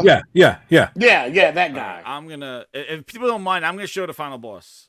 He's just a big giant vampire. All right, yeah, I'll show you. Here he is. The hell is that? Is the giant? So is he like huge on the? Yeah, he looks like the. If you ever played Metroid Prime, the first boss that you fight, that big like I guess it's like a big lizard or big roach that's behind that force field. Oh, you're talking about all right. The very first boss in Metroid Prime. Yeah, and Metroid is kind of like big. He's big like that. Redfall. Here he is. Yeah, I'm showing right he's now. big like that. He's in the center of the screen and. There he is. Essentially, you just fight a bunch of people that he throws at you, and then he's protected by this barrier, and you have to destroy other enemies who are keeping his shield up, and then you attack him, and you just repeat that over and over again until you kill him. Gotcha. This is another role. Yeah, I don't understand the shield thing. Like they got these shields on, but anyway, I'm showing the Hotel Transylvania guy. That's the boss of Redfall. Dude, so I played about 3 hours of it, and I played it on PC, and I watched your guys stream on there, and you were saying like you were getting a lot of, I don't know if it was internet, the Twitter and stuff, but a lot of people was telling you it's the art style. When here's what I said. If you play this fucking game and you look at the people's hands in this game, wild, dude. They are so disproportionate. And it's not the art style of Arcane, because if you go back and you play Dishonored or you play Prey, yes, the characters have a distinct look to them. They're very angular the way they look, but they don't have gigantic mitts. For some reason, everyone in this game has disproportionate hands, and I brought that up, and I got a bevy of people tweeting me. I don't know what I'm talking about. It's Arcane's art style. I don't know anything about Arcane. I didn't play Dishonored. I don't know about Prey. I don't know. Yeah, that's some damage control right there. It's the art style. No, you could see everybody who's dead looks like they're sitting in ketchup and wearing flannel shirts with big ass hands. Like fat guys like laying down like with flannel shirts on, and then they're just sitting there. Like it definitely looks like they hit random. Like One of the things that I noticed too is just for a game that's open world, the world is completely empty. Like there is nothing going on. There's no emergent like anything. Like it's completely empty. Yeah, I think they had a different game in mind, to be honest with you. Yeah. I really think they were designing two different games and they just decided on the games as a service route, because there's glimpses of Arcane's games in the past, like Dishonored, when you go into this one building and you know how all the buildings you can't get into, they're just like these windows, but you can't go into the building. Yes. There's one building where all the windows you can see through, you can break into them, you can climb up, you can shimmy through vents, and there's tons of different gameplay in that one building. But then for some reason, the rest of the game just took a shit and nothing can happen. I got a theory behind that, man. I believe that when Microsoft bought that game is published by Bethesda, right? Yeah. And I think so, yeah. I believe that when Microsoft bought them, they ceased publishing. It was like, look, we're gonna give you this much money, just finish it before this fiscal year. We don't care how it comes out. We want you to work on your next project. Your next project that we're gonna fund from. Yeah, I think something like that happened. Yeah, but you know, you'll be countered with Microsoft is hands off and Bethesda can do whatever they want. I don't know. You know, everybody here works for a living, right? You guys have jobs.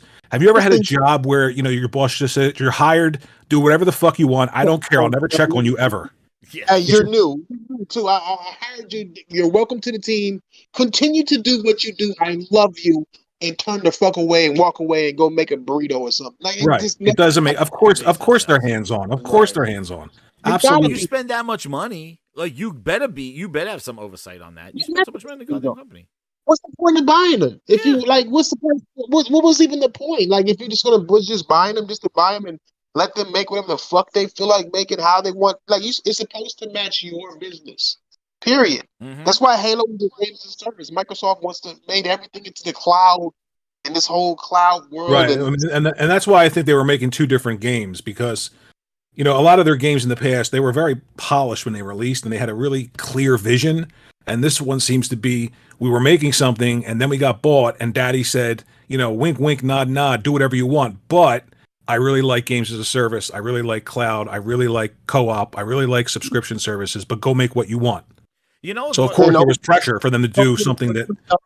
We're $1 trillion company and we have deadlines and we have, investors and we're going to need this done by the fiscal year. But do anything you want. What's interesting, though, is that they're saying the hands-off stuff, and then I have the article here from the guy Harvey Smith, and he goes, when he said that they walked in and they said, hey, when we acquired by Microsoft, it was changed with a capital C. Smith told the website that they came in and they said, no PlayStation 5, we're focusing on Xbox, PC, and the Game Pass.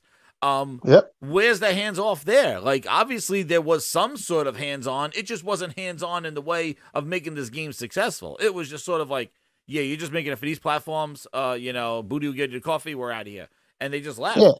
Like, and that's if you watch the, I know you didn't get to that interview yet, right? You didn't get to anything. I've been covering it, but you could mention it. Yeah, it's fine. Yeah, but I mean, if you watch it, he says whatever your name is in one sentence that when they purchased Bethesda, they sent all of their specialists to help with Starfield, so they knew to be hands on there.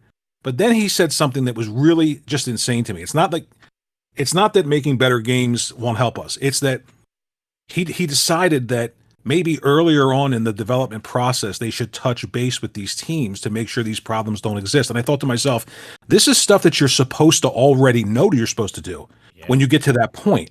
These are things you learn along the way when you're a senior manager or a junior manager. You learn all these different things from all these different positions.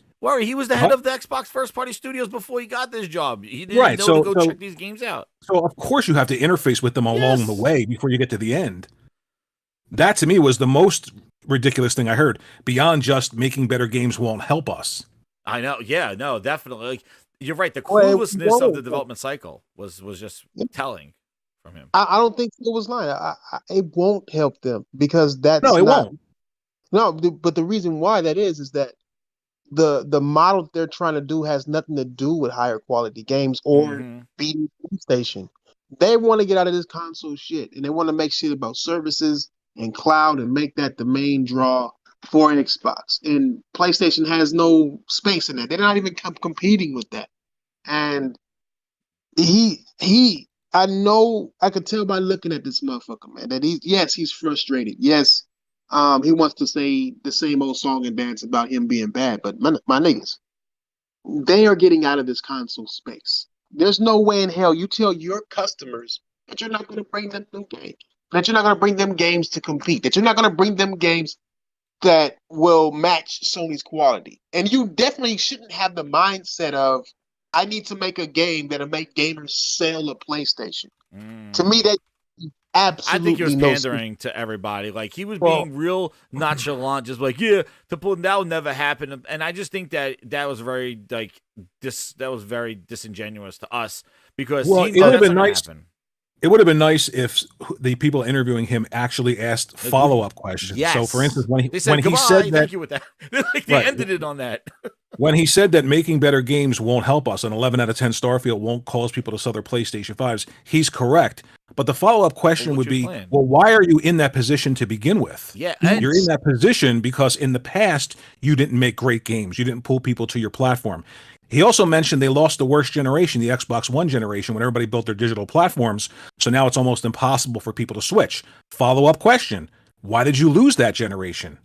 What did you do that generation that caused you to lose it? You focused on everything but great games. But so when he said making better games can't help us, how about the future? How about You're my changing the number one mindshare in customer. the future? How about building a brand over time? Yeah, and what was his plan? Like, and actually, I think when you listen to what he's saying about we lost that generation, that digital library, he's lying again, because they were the ones who embraced backwards compatibility and brought over your library from the 360. So if anybody, the Xbox had a better digital library than PlayStation did, because they embraced the 360 and the OG Xbox and used that even as a market to the thing. So basically, if you said who had the biggest digital library, it was Xbox. It was native games from previous generations. Sony didn't have that. The biggest loss He's lying. wasn't the biggest loss wasn't losing the Xbox One generation. A bigger loss than that is PlayStation going from 155 million consoles to splitting the mind share during the Xbox 360 PS3 generation. They did that because of, and I believe that I saw the interview, I think you posted it, and it was Sean Layden talking about the hubris of PlayStation. Oh, yeah. I covered it on and my the other video. arrogance and, losing the focus on consumers. That's exactly what Microsoft has done up to this point. But what did PlayStation do? Did they say You're right. 11 They did games the aren't same gonna thing help us? PS3 did. Or did they the same create thing better PlayStation games? did. And Right. that's the thing. And you're right. What they did was like, I think it wasn't the digital library of what they have. I think the fact is that in 2016, Microsoft just stopped making games, and it was just like CFD service stuff, and they just stopped making stuff. And actually, Sony was making stuff, and that's where it just blew up, because they did these discrete deals, right? The Yeah. discrete deals that make it impossible or hard for Xbox to be Xbox. You But mean how the about the Titanfall discrete deal of getting Call of Duty map packs? How about the discrete or deal the of getting Tomb Titanfall. Raider for a year first? How about the Titanfall discrete deal of launching a console a full year ahead of time, getting Mass Effect and BioShock as de facto exclusives? Did that make it difficult for PlayStation to be PlayStation? Of course it did. But what did PlayStation do? They worked their way out of a hole. Yep, and they Well, looked they internally. Well, what they did was they built a gaming console and supported it. That's as simple as what the It's fuck easy. they did. Yep. You know what I'm saying? It's just not hard to make a console made to play video games and then supply said console with video games. I don't understand why that would be hard in any way, shape, or form.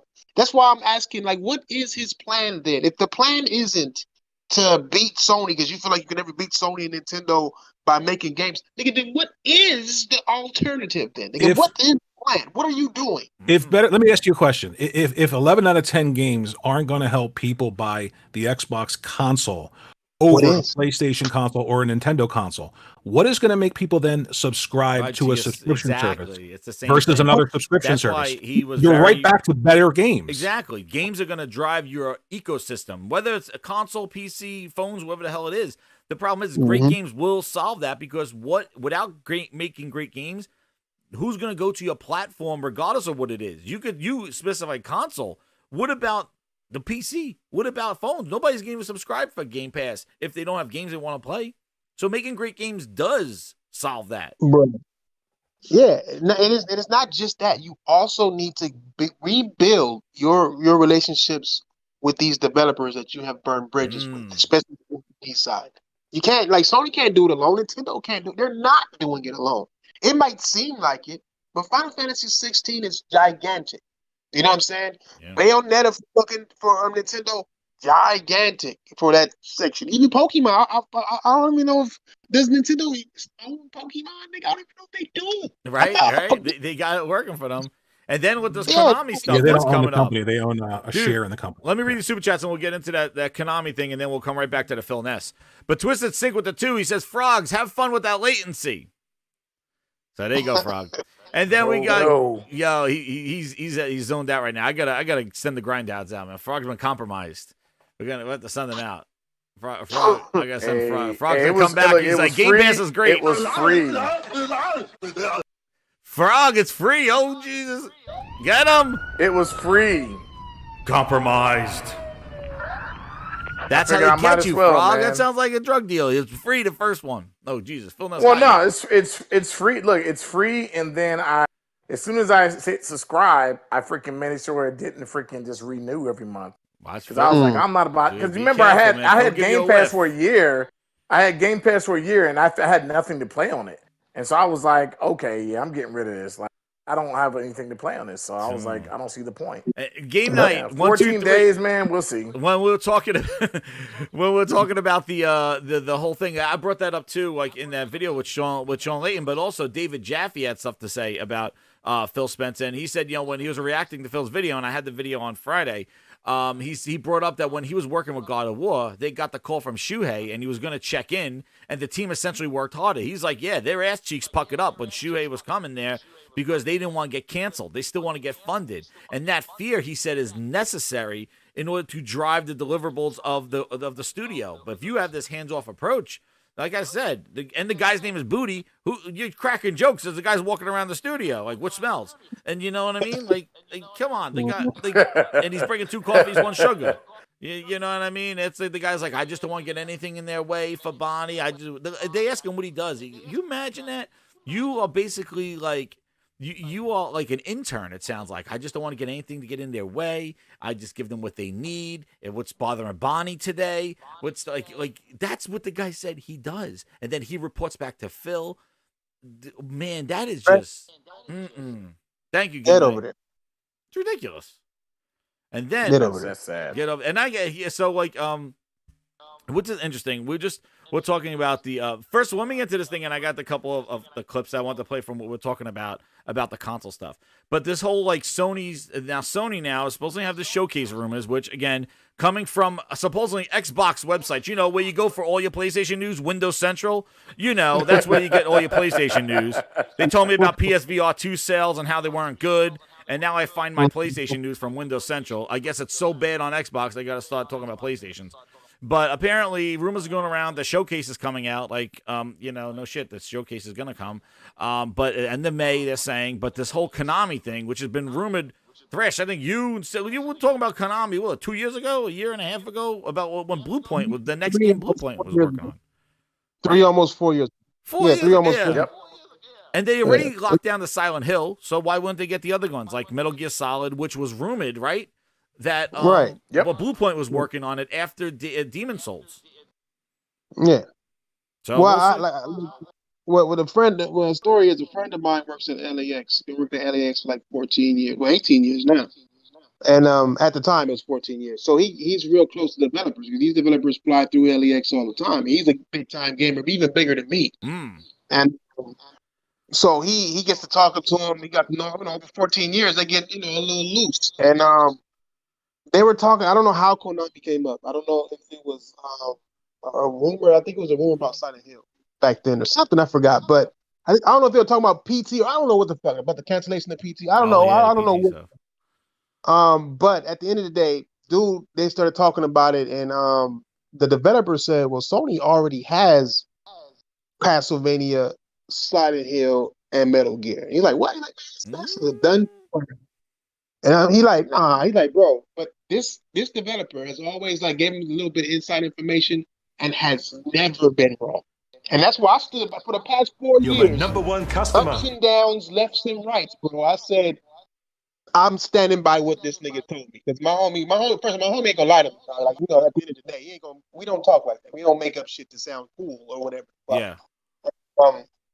When he told me that, he was like, bro, like, no, nigga, like, this is what this nigga told me, bro. And This was before all the rumors was big and all that shit. And I brought it up on the roundtable 4 years ago. And the rumors started coming and going. People say, nah, you lying. You bull. I'm like, bro, I stand by this shit. I'm not saying I got insiders. I'm not saying I know this guy. It's my homie who knows him. But that guy been talking to my homie for years. And my homie would tell me the things that he would tell me, they would all come true.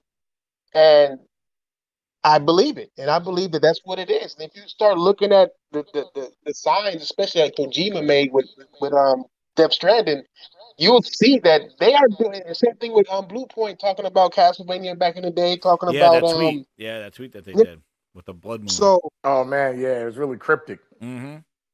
So I believe that it's I believe that's all right. I believe that this is a thing, and I've been talking about it for a long time, and now, lo and behold, it's coming up again. So, yeah, that's the story behind how I found. I hope it's true. I'm a huge Castlevania fan. Yeah, I would love Castlevania, man, because Castlevania. I beat every Castlevania except for the Lord Shadow Part 2, but I beat every single one. Every single one. Yeah, it'll be crazy. Genesis, like I wonder. Nintendo, I'm a huge Castlevania. And you got to fan. think, like, Konami was not interested in making these themselves, so Sony probably funded these in order to get Konami to make them because that's what they do. Hey, I ain't mad but at I see that. people getting upset about this. Like, this is why Microsoft needs to buy whole ass publishers. It's like, dude, no, they're reading this so wrong. Like, it's like, look. Sony doesn't have to buy Konami to bring games to PlayStation. Why does Microsoft have to go through regulatories and all this other stuff to bring games to you? It makes no sense. They could go out there and make some deals. Where were they with these deals? Like with Titanfall 3 and all this other stuff. Like Microsoft can do it. They just don't want to. And you hear with Phil Spencer. The fact is not that they can't, it's just that they won't. And the problem is that you as an Xbox fan should go wondering why don't they? And if they don't want to, why do you support them? That's the problem. They don't want to do this. It's like, where do you stand as an Xbox gamer? Are you a gamer or are you a fucking shill? It's one of these points. A lot of shills, man. It's like, and what's crazy is that they used to, like, they went a whole generation with Gears of War. They did not buy one E out of Epic Studios. They just said, you guys can make Gears of War, and you got this game exclusively. There was no purchase. They don't have to go through regulatories and FTCs, and we're going to buy you. They didn't have to do any of that shit. And what's crazy is that they're not even going after publishers that have games, like unique games like Konami, that they don't have on that platform. They're going after publishers who already bring games to that platform, which is freaking redundant as shit. You know what else is crazy, Jess? Is that these developers talk to other developers to make games. Like say Square Enix for Platinum Games making Nier. You know what I'm saying? That's two different development teams coming together with an idea to make a game. You know what I'm saying? And it's just Microsoft used Phil Spencer is trash. That's what it is.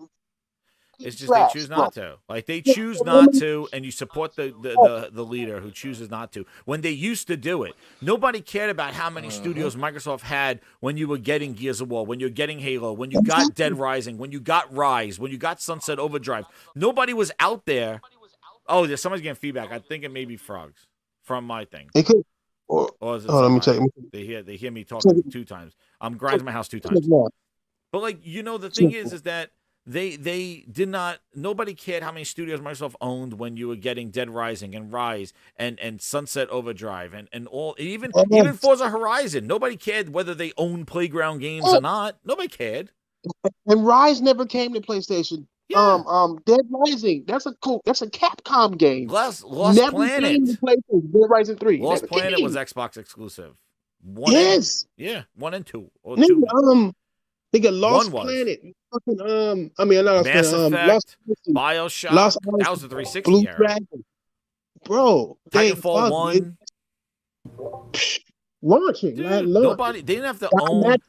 I got metric launching right here, and this is the thing right here. I always play this one here, but I'm going to play it again just for this whole idea of this owning stuff.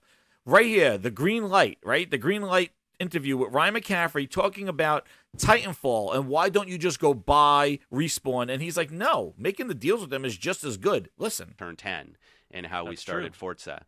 and they've turned into a great racing studio that does an amazing job. And I know it takes a little bit longer, and maybe people like the quick, hey, why don't you just go buy this studio and bring them in? And we're completely open to that. Microsoft has the money. I have the green light, so to speak, in your terms, to go and acquire studios. Again, I just think it's the goal for us is to bring the best games to the platform.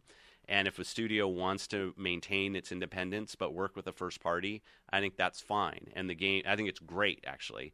And I think our ability to partner with those people and bring the best games to our platform is as strong as it would be if they were owned by us. Right. Well, I hope you're ready. You can't get any clearer than that. You really can, bro. Dude, he says we don't It's like need black to own and white, them. too. It's like night and day. Yes. My bad. Night and day on what he is now from what he was then. Incredible. And the question that we got to ask is, what the fuck happened in between that? They didn't You know? sell. I don't know. I got another humdingers for you, too. Going into what Worry and you guys were talking about with the whole making games, right? The whole, like, console stuff, right? He says here, and in these recent quotes, we'll get into the Phil Ness interview and stuff like that. Well, one of the things where he goes, this quote here, where he goes, just focused more on great games on our console, that somehow we're going to win the console race, I think doesn't really lay into the reality of. Okay. I see commentary that if you just build great games, everything would turn around. It's just not true that if we go off and build great games, all of a sudden you're going to see console share shift in some dramatic way. We lost the. And he lost, right? Games. So, like, we don't make great games. Here it is. Here's Phil Spencer of the same time with Titanfall. Games to our platform, because in the end I think the gamers play the games. Of course they do. They don't play the studios. That they is don't true. play the resolution numbers, right? They play the games, and we want to make sure the best games are there. But if but if I make games, it's not going to change anything. So now that's what he's saying now. That's what he used to say, was it's all about games.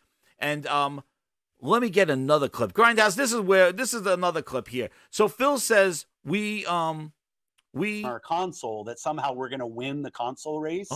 I think doesn't really lay into the reality of most people, like 90.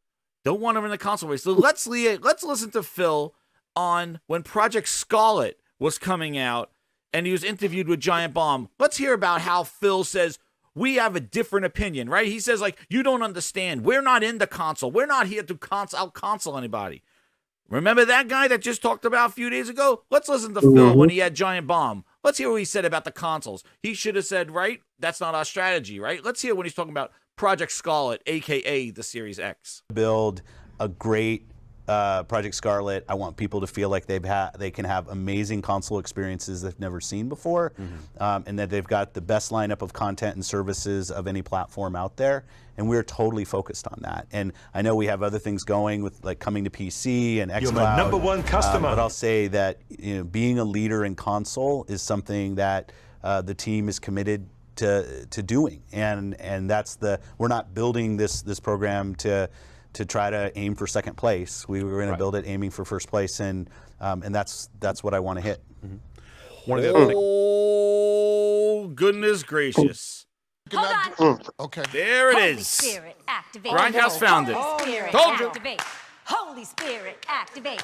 Activate. He was building the Series X to win. He wasn't building it for second place. Shit, he just said he's like, what are we, third? Like, we're last. Dude, we are 2 years in, 2.5 years into this console generation. Grinders, hit that goddamn like button. And he is already saying, we like, don't you think just about 4 years ago when he was launching Project Scarlet, he would be, dude, our strategy is not to win the Xbox. He said it right there. We want to win. I'm not building this to not win. Dude, do we need to hear it again? I think I want to hear it one more time. Build a great Project Scarlet. I want people to feel like they can have amazing console experiences they've never seen before, and that they've got the best lineup of content and services of any platform out there. And we're totally focused on that. And I know we have other things going with, like, coming to PC and xCloud, but I'll say that being a leader in console is something that the team is committed to doing. And that's we're not building this program to try to aim for second place. We were going to build it aiming for first place, and that's what I want to hit. Our console, that somehow we're going to win the console race, I think doesn't really lay into the reality of most people, like 90% of the people.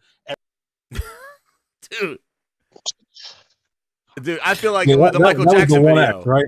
That was the One X he's talking about, right? No, Scarlet? the Series Oh, X, dude. That was 2019 interview with Giant Bomb. When he says, Isn't Scarlet the One X? no, Scorpio is the One X. Oh, okay. Scarlet was the Series X. He was talking about the next generation. That was 2019.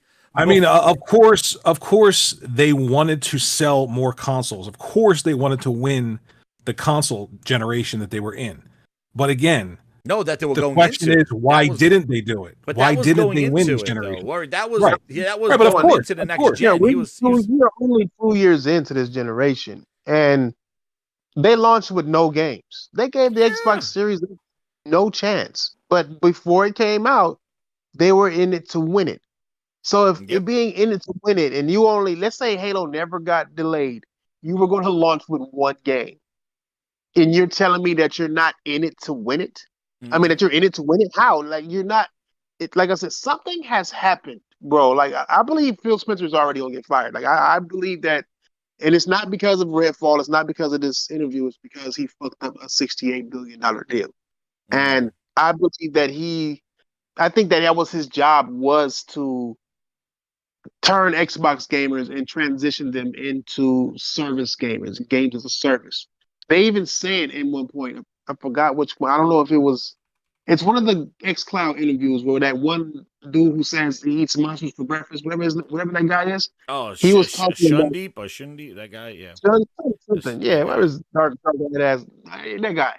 And he said that they're shifting gamers from gamers who buy games to gamers who have games as a service. You know what I'm saying? So they don't want people to purchase games. They want people to ingest them through services. That's what they've been doing. So they want to remove ownership, and therefore they can remove refunds. Like, how many refunds has anybody here refunded Redfall? No. Is any refunds? No, I haven't. Can you, if you got it on Game Pass? Can you? I don't think so. I was going to say I have it through Game Pass. I don't think you can. What you gonna do? You know? Yeah, you can. You can't vote with your wallet because you already paid that subscription. Yeah, I think that we have absolutely no power. That's why I told David Jaff. I said, this is horrible because they're trying to remove the power from the customer. Once you do that, you can do anything you want. And that's why you're going to get shit like Redfall. People can talk shit all the fuck they want. But if you got Game Pass to play Redfall, then you've already paid for Redfall. No matter if it's $15 or if you cut your shit off or whatever the fuck, you have already paid for it. Would you pay $15 for a piece of shit? Or $70 for a piece of shit? My time is more valuable than a game like that. And like what Warrior was saying, and you were saying it the rest too, like, it's disrespectful. Like, it's like you just they put that game out there and it's just like random assets, random stuff. Like, it just seems very disrespectful. This is why that CMA deal was such a big deal, because if he knows that 11 out of 10 games aren't going to help them sell consoles, that also must mean that he knows 11 out of 10 games aren't going to help them compete against someone else's subscription service. So what they tried to do is to buy out the competition on the ground floor before the cloud market gaming matured, which is what they tried to do. They're trying to buy everything. Yeah. That's why it's so important. So I don't understand the idea that, he's saying, I know that better games aren't going to help for some reason. They're not going to help us sell a console. And that must mean they're not going to help us gather subscribers to a subscription service. And if it means that, and the CMA cancels this deal, which it did, then what? Are you saying that you don't want to make good games, or your goal is to not make 11 out of 10 games? Well, he said they're going to be 80s and 60s. Like, he's okay with that's just the nature of the thing. It's like, well, wait a second. You shouldn't even mention the word 60 Metacritic at all. You should take those 60s and turn them into 80s and 90s. You should be talking for the best. Why would you just be like, hey, we're going to have some shit ones and we're going to have some good games? Like, dude, it's so strange. Not it's for your first party. Why would your goal so strange? It is. Though? Like, why would the top be 80 when you talking about 12 teraflops of power, most powerful console, RDNA 2? Why would you put all of this in there to try to be a spec for spec better than a PlayStation 5? To only go for 80 games? For what? Why would you even add all these parts and power to this shit for then if you're going to only go for games that, get because 80 it makes on your Metacritic? old games look better, because that was it. It was just your old games look better. Like, and he said, actually, I had the interview on my last show where he was interviewing with GameSpot talking about the One X, and we're just talking about how it's up to us to demonstrate the power of the machine. That's on us to do that. And he was talking about the One X and never did anything about it.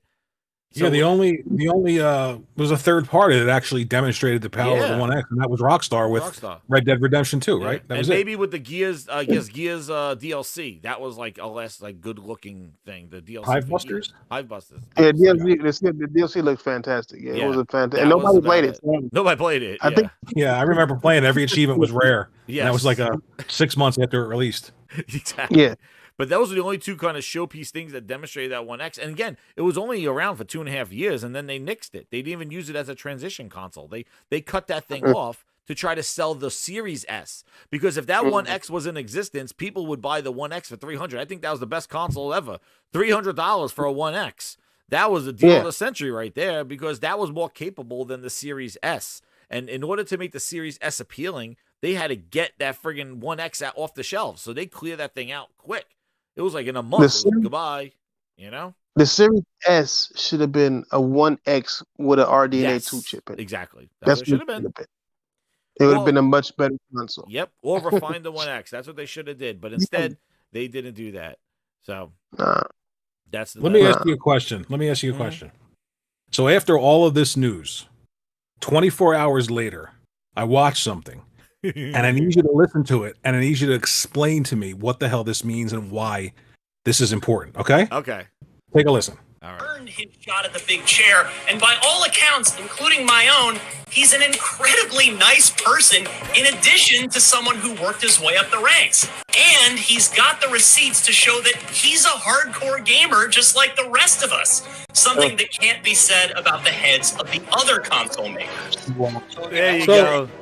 There's your music right there. I got that.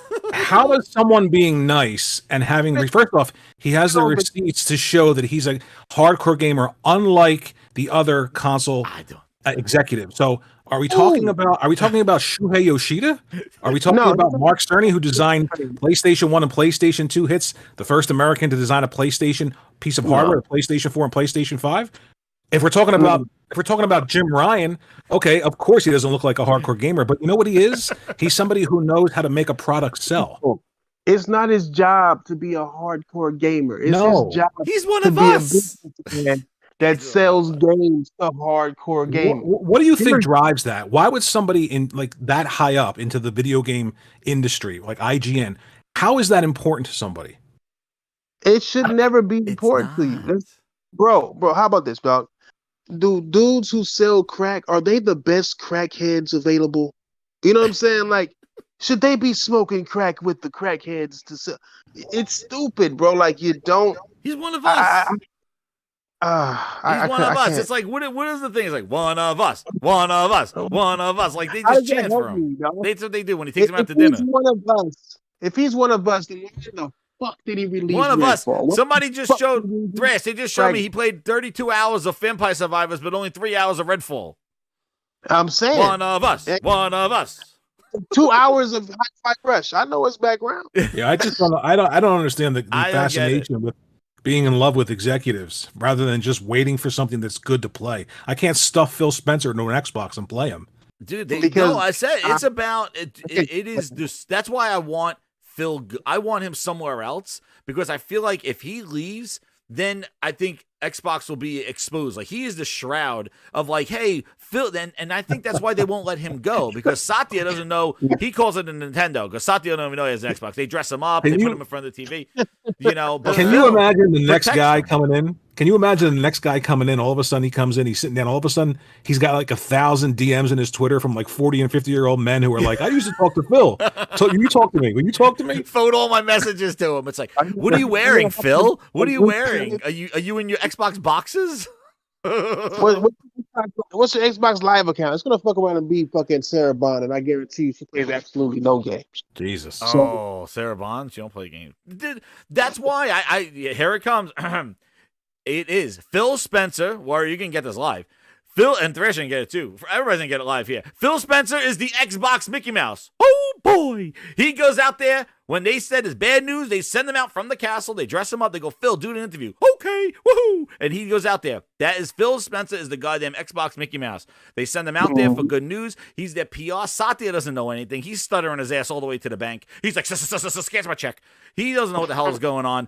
Phil Spencer, that's why Phil Spencer sticks around. Because Satya's like, yo, Phil, we got some news. We got to hype up the new show. Okay, woohoo, we got a lot of games I'm excited about what I did show you. Oh, boy, come on, everybody. Woohoo. And he goes, and he comes running down. He's a goddamn Mickey Mouse. And they all love him. Ryan McCaffrey's there going, whoa, Phil, sign my ass, sign my ass. Oh, boy, Ryan, where would you like me to sign? Oh, boy, bend down, little boy. Woo. And he's like, Ryan McCaffrey's like, you're one of us. You're one of us. Like, this is what it is. It's a goddamn traveling circus. And Phil Spencer's a friggin' Phil Ness mouse. And he goes out there and he tells them, what do you think that interview was? That shit was rehearsed. Yeah, he looked upset. He was Moody Mouse. He was upset. But that son of a bitch went out there because you heard him, that whole interview. The Xbox community, the cult. Dude, talk about gamers. You pissed off gamers with Redfall. You didn't just piss off the Xbox community. You pissed off the 2 billion people you want to touch on phones and all that other shit. Samsung. Think about it. Somebody just bought a Samsung TV 2022 version. You just made the list. They just bought a Samsung TV and they want to play your Game Pass and they saw Redfall. You upset that person, the Samsung TV owner. You didn't just upset the community. True Virgil. Uh-oh. True Virgil's coming. Here he comes. True Virgil, you saw where I put you. Did you see where I put you, True Virgil? You're right there with Herman Holtz's Quality Grapes. That's where you are on the VIP grinders. He says, when is the next Sony showcase? Has it been confirmed? I don't know, True Virgil. The Xbox, Jez Corden, Bootleg Jez, has told us from Windows Central, where all PlayStation news comes from, he heard the same rumors. He goes, I heard about the June a month ago because Phil talks to his fans. Jim got you guys starving. True Virgil. That's why you're not coming off of that list. Even if you're not a VIP grinder anymore, I'm keeping you right there on Herman Holtz's nuts because you need to smell that quality right there. I would really like to know how old that person is. Just don't worry. You know what? We play music for True Virgil. He's a VIP grinder. He came on here, but he has his entrance music. Here he comes with his Quality Grapes. Sign me, please. I will bend over and touch. What the hell is this? Tell me it. This is the Xbox. We all play and make exclusive games and like to my face. Thank you. There you go, True Virgil. You're welcome. There's your entrance music. I'm gonna keep you there until you wise up, True Virgil. Who's singing that? What? Is that you? Is that you singing? Secrets. It's Phil Spencer. Jesus. He's one of us. One of us. One of us. Nigga just stupid now. True Virgil. That's it. Right by the Quality Nuts. Quality Grapes. Keep him over there. That's where he stays. Quality Guts. Thank you, True Virgil. That's where you stay. But you know, the thing is like he is a figurine. You saw him signing people at FanFest. He will be doing that again this year. I don't know how, after hearing how he had that interview, I don't know how you fly out to LA, meet this person face to face, and accept an autograph from him. That is like accepting an autograph from like the third string of the Cleveland Browns. After they just because they like grape smugglers. That's why they like grape smugglers. I don't understand. Oh Jesus! How is anybody even respecting this guy? How is any Xbox fan seeing this?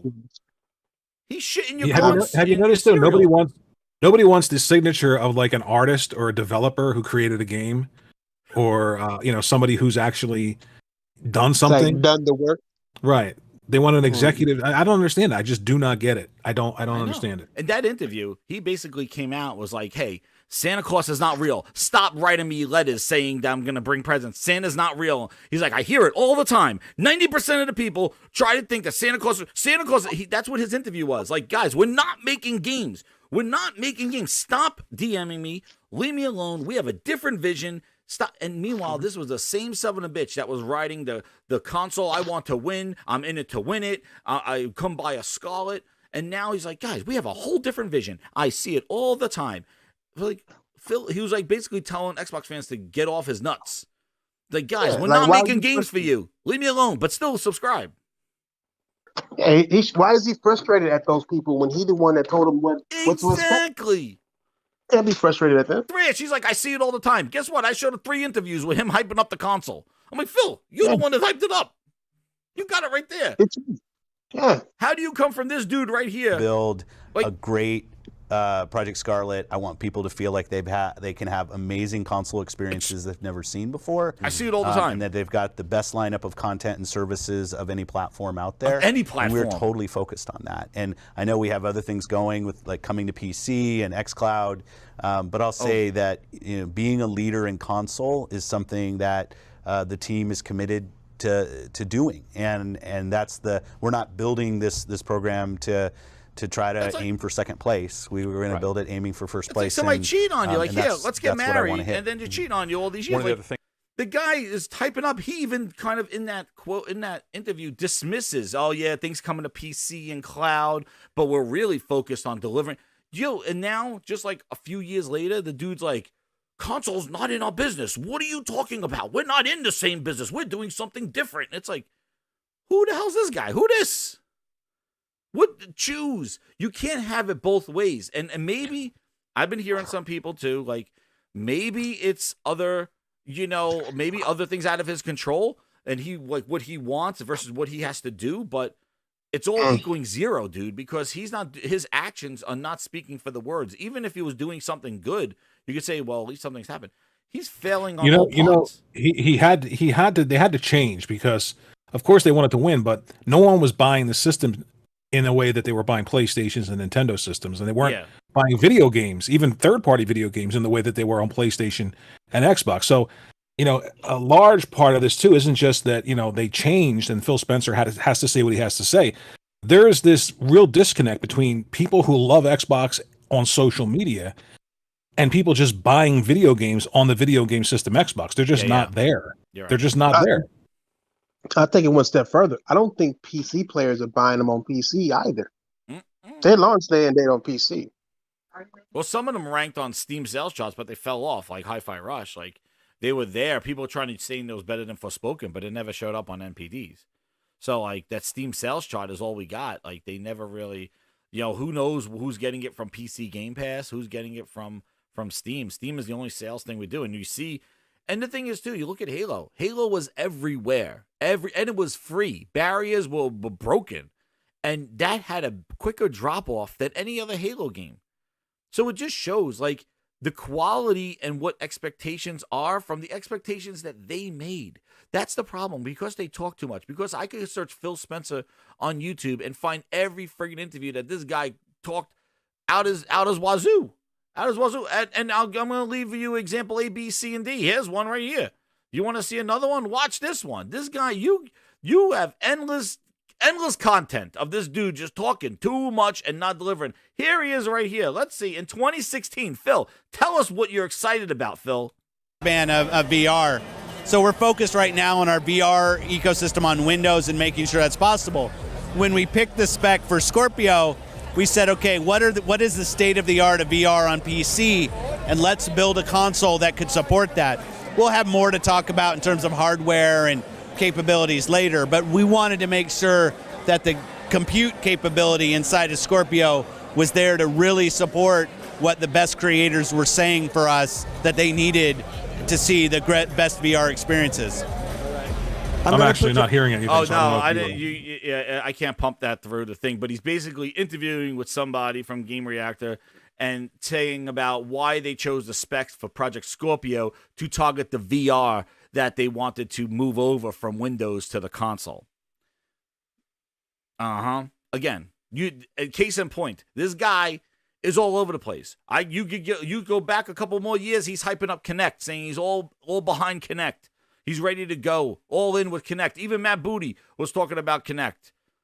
They've gone through so many changes. Now, again, companies pivot and all this stuff, but the problem is that they talk too much about this stuff. They're too accessible, and instead of making educated business decisions and rolling it out properly, you get these half-assed kind of like, hey, let's just stay relevant, throw out the words VR because Sony's talking VR and VR is the talk, but you never planned on delivering it, and try to show HoloLens. Same thing goes with the most powerful console. Let's just talk about all this power, all the capabilities. We're not doing anything internally to take advantage of it. But when Digital Foundry starts doing its stuff, you wonder why you're the laughing stock, because you called it. We knew the names of this thing before it was released. Sony was quiet with the PS5.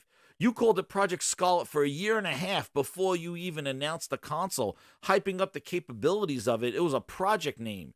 So you hyped this thing up for so long, and now for 3 years in, just going, that's not the business, and we don't have games that take advantage of it. It's losing challenges between third party.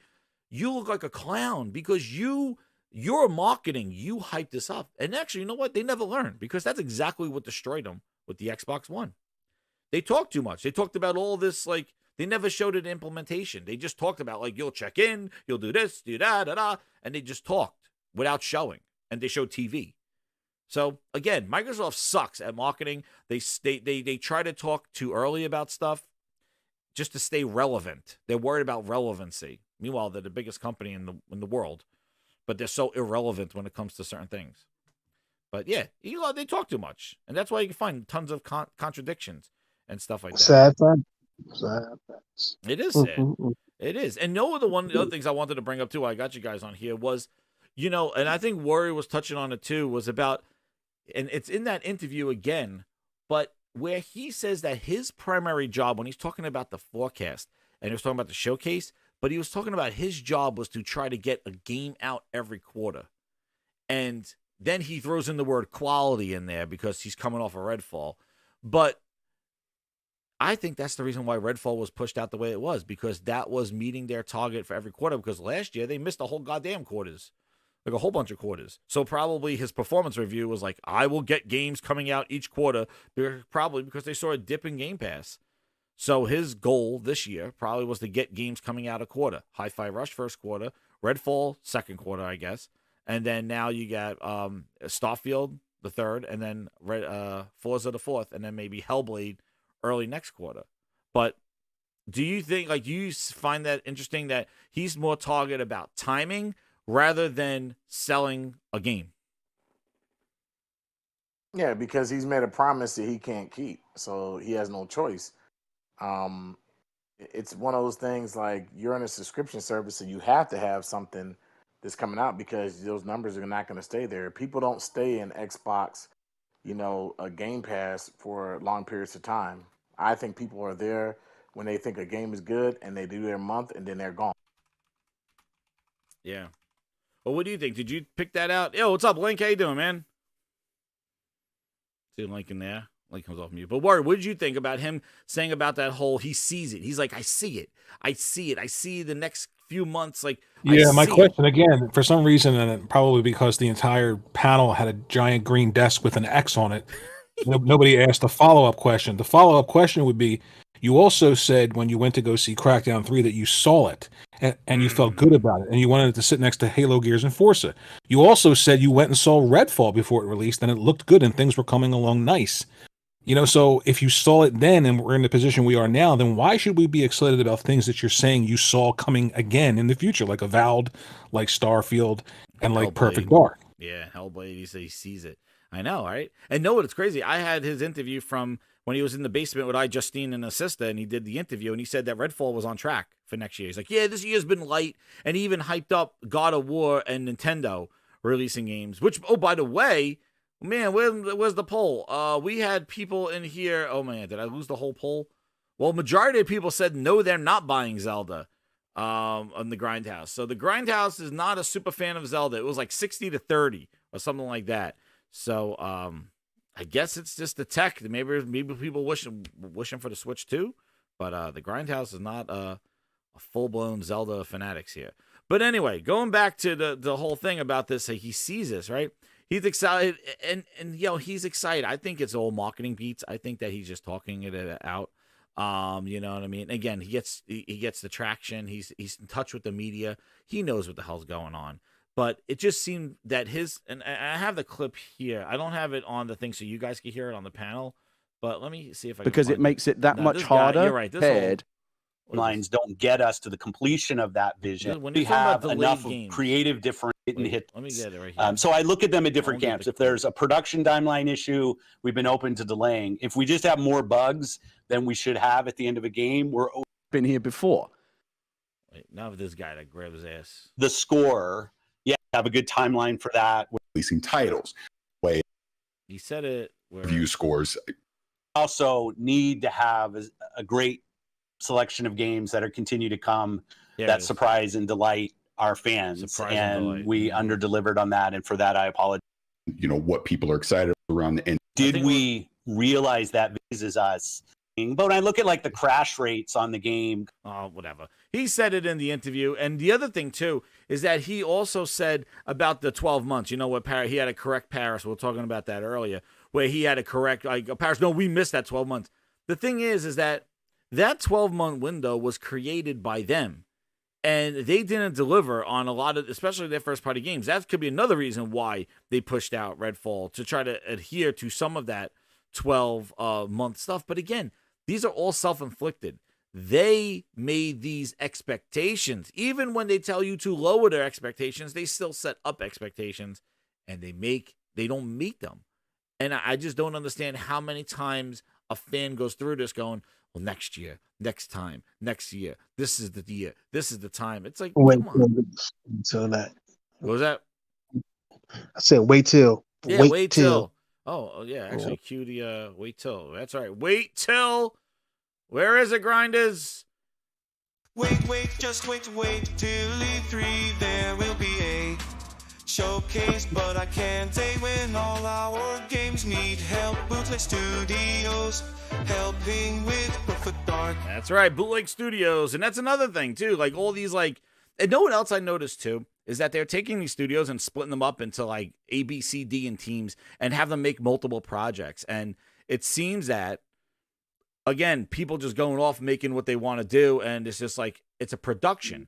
They just want it's quantity over quality. And that's why when you have a subscription service, you could come out there nonchalantly, because that's what I felt like a lot of this interview was like.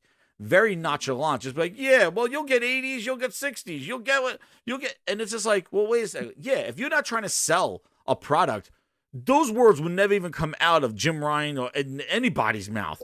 Any company, would you say we're willing to accept a C? Like I said, I'll give you an example. Like my son, if he's like, yeah, Dad, well, I'm going to get C's and A's. I'm like, oh, bullshit. Why are you going to get C? Well, you ask why you're going to get a C. That's not acceptable.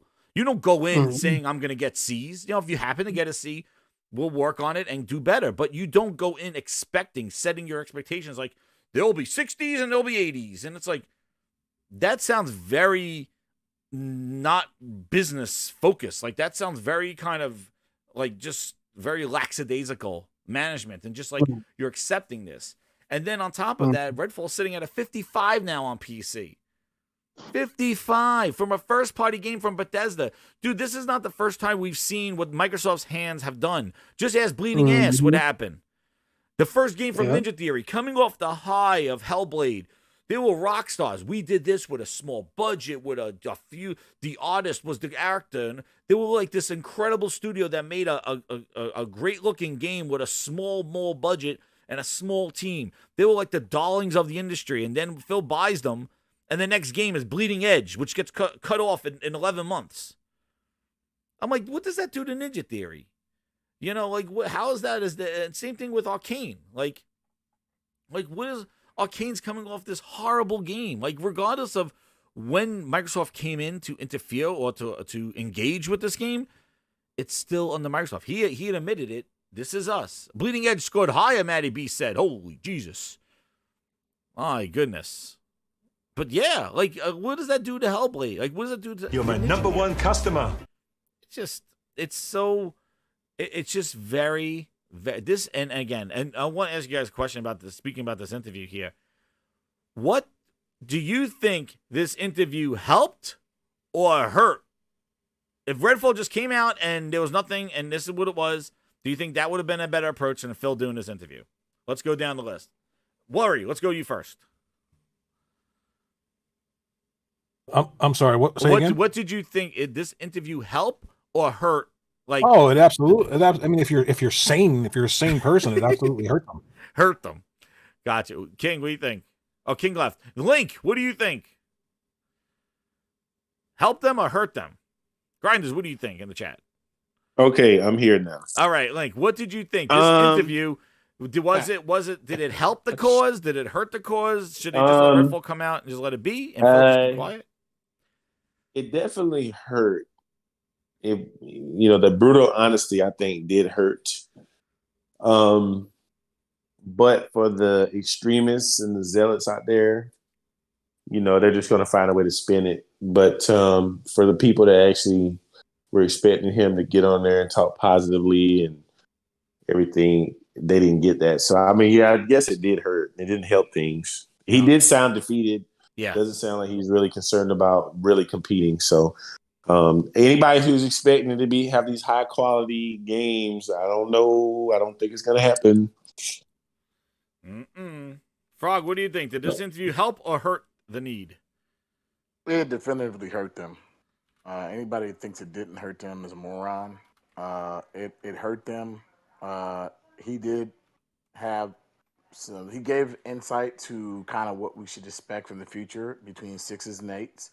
And I think that another thing, like I said, one thing I guess I can applaud him for, when they tried to pander to him into the green box, he said, no, we're not going to do this. We're not going to sit here and act like this is bad. This is not good.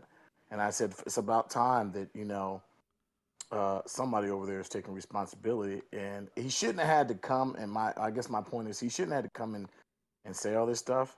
Yeah, he did.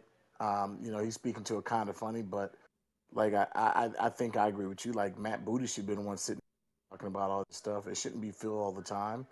I'm not like gonna sit there and say, oh man, Phil has so much courage. He sat there and Phil is part of the problem over there because people was like, he's such a nice guy. I don't give a flying crap if he's a nice guy. Where's the stuff that's gonna impress me, that's gonna keep me into your ecosystem that, and he said once again, we can't be the green place.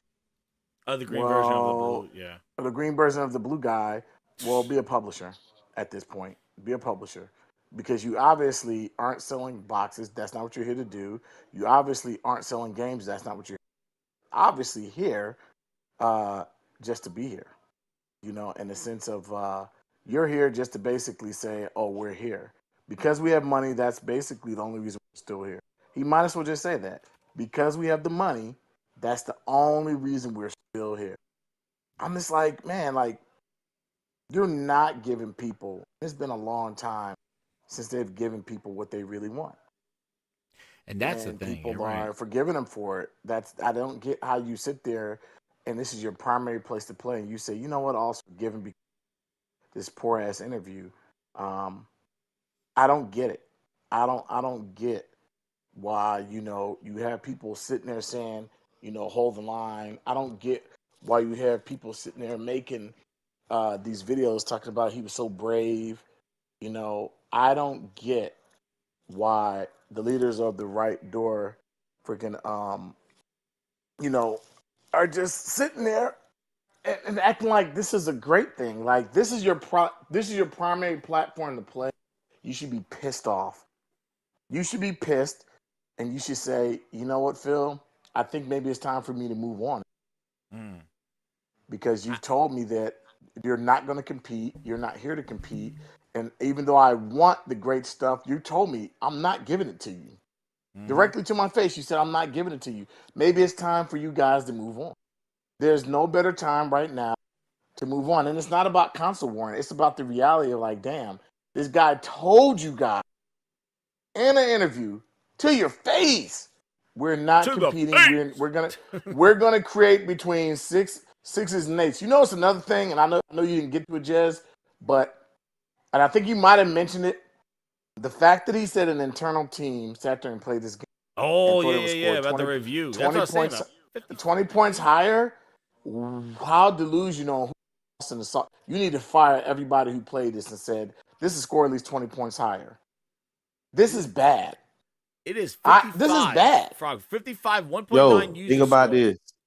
Think about this, Jez. Anybody that Xbox, Microsoft flew out to whatever event to play this game and came back and were saying how great it was. Anybody who was just praising this game after they played it in all these previews. I can't trust anything they say. And then turned around and reviewed the game and shit on it. Shame on you. Because you knew what you were doing. Because the thing is, like, okay, Yeah, they like getting flown out. They like getting this special treatment. So they didn't want to really shit on the game too bad in the previews. But the thing about it is they weren't being honest, because there's no way you could have played that game a few weeks ago and then got a final build of it and it was somehow dramatically worse. So I don't believe these guys. That's why I don't trust these journalists, these reviewers. I don't trust I got something for you, right? Yeah, Twisted Sig with a 5. He goes, Phil says his team monitors crashes. Looks at Redfall. You sure about that? Yo, Twisted, he said, thank you for the super chat. He says we have algorithms that look at it, or we have, what the hell did he say? He said we have the data that shows, and it's not more than the average of the crashes. Like, we have telemetry, he says. It's like, dude, you're even discrediting people's, like, technical challenges with this game. But I'm going to tell you, like what Lincoln Frog was saying, know what's crazy? Phil could have went to Paris and gone Paris. Why are you talking all this shit with Redfall? You played the game in March. Paris was one of those people that went out there to play the game in March. Where was his feedback then? I played their video. I played him. You know why, Jazz? And the Game Attack Radio. I played their video. He had no complaints. Paris, like a lot of these, no complaints he had. Paris, like a lot of these guys in the right door stall, they are not really gamers. They are people who they're PR dudes. Are just there. They're PR dudes, and they're in the danger zone. And for some reason, they like to be in the danger zone the whole. So they need to stay there. I'm happy for them. Like, he asked this thing. Keep holding the line. And what's crazy is that, listen, where is he? A point on the roadmap. To what this clown showcase, which will be happening this. But he is about the Redfall. Creator, everybody is us. I got Paris question as well, and I kind of want to read directly from this so I make sure I get it crystal clear. So, what goes into the decision to delay a game? Vision. I think this is embarrassing. It's like crazy. He hyped up the whole thing, dude. He hyped up the whole thing. Him on the Game Attack Radio was hyping it up like, oh, I played it. I want to play more of it. All hyping up Redfall. Man, he does not care. He doesn't care. He's I just think it's just the social control. And shout out to Warrior, he had to go. He doesn't really. But you know what? He really doesn't love. He doesn't love the gaming, especially on the Xbox platform. It's the place to be because he knows he can make money off. I guess. So they give him perks and stuff like that. A lot of these people are. But like, you can make money off of PlayStation too, but it's also making so much money. It's like you really don't. You don't need to promote this because you don't need to promote this because it's doing so well by itself. So we need we got the underdog here. We can keep promoting it. We can keep getting clicks on our videos. Dustin Legary, oh man, he's back to making cookies. Told the truth. I'm surprised he told the truth. With his clown behind. Like, a lot of these guys are clowns. A lot of these guys. I put a little short up today. A lot of these guys didn't first original OG Xbox. They went in with that 360 moniker of this is the best console generation. They didn't own them. They had no faith in the Xbox from the beginning. Listen, these guys know if they're too critical, they're not going to fly these guys out to bash these games, man. So they know they know what they're doing. It was controlled. They know what they're doing. It's all about. Yeah. Man, no, they didn't capture no gameplay. They didn't. They weren't allowed. They didn't allow them. They weren't allowed. I know they weren't allowed to. Another thing uses the B-roll footage that Microsoft gave them in their preview. It's ridiculous, man. And I don't care what Phil said. He's a damn liar. And he knows it. Let me tell you something. He says that they thought this game was going to score double digits higher in reviews, right? There's no way. Let me tell you something. Well, why did the embargo lift at that night before the game released? That's a good point. If they were more confident in those review scores and what he's saying, that game wouldn't have had no embargo, right? Double digits higher. Nah, man, he's full of crap. That's what he said, like 60. So he was looking at 75, 80. You're right. Why did that embargo drop? If they didn't, you're right. They weren't confident. Companies don't do embargoes like this unless they know that they got something that's not going to score well critically.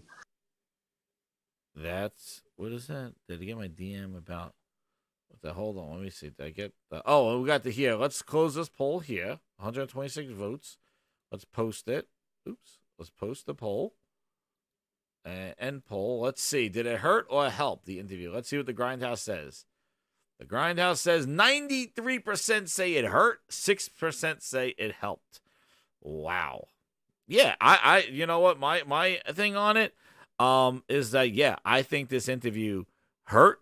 I really thought that he was going to come out there and really hype up the showcase and kind of ignore the CMA stuff, ignore Redfall, just be like, yeah, well, we'll work on it better, and then kind of move on from there and really talk about the showcase and what's coming next. And I thought he was going to do that, which that probably leaning more to helping, but he didn't. He came out there, and I think the stuff that he said was very, very harsh.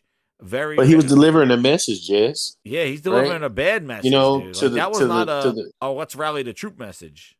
No, but like, dude, think about we suck, and we told you we sucked, and we're never going to be better, and keep buying our stuff. Yeah, so to the extremist that thinks that somehow Xbox is going to overtake PlayStation, you know, he's letting them know you are a fool for even thinking that way. You're a pundit. You're pundits. We're never going to. And people that he said we're going to have some 60s Metacritics and we're going to have some 80s. The fact that you're even speaking that going forward, you expect games that are critically panned from your first party studios, you shouldn't be saying that. You know, you shouldn't say that you expect your games to review score low and some, you know, high. But, you know, I wouldn't have said that personally. But he's just kind of setting the expectations for it, I think. You know. Yo, Josh says that they announced the controllers and nail polish the same day. I think they did actually. They did, and they announced the control, and they made controllers for the game. I'm just saying, like, the thing is that their marketing, they are all over the place.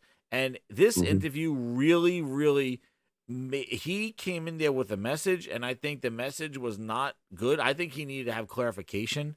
I think that he basically needed to come out there and he should clarify, especially about the game stuff, because that game quote is harsh when you listen to like. But you know, Jez, he said something. He said something that me and you've been saying, which I agree with him. This is not the 360 era.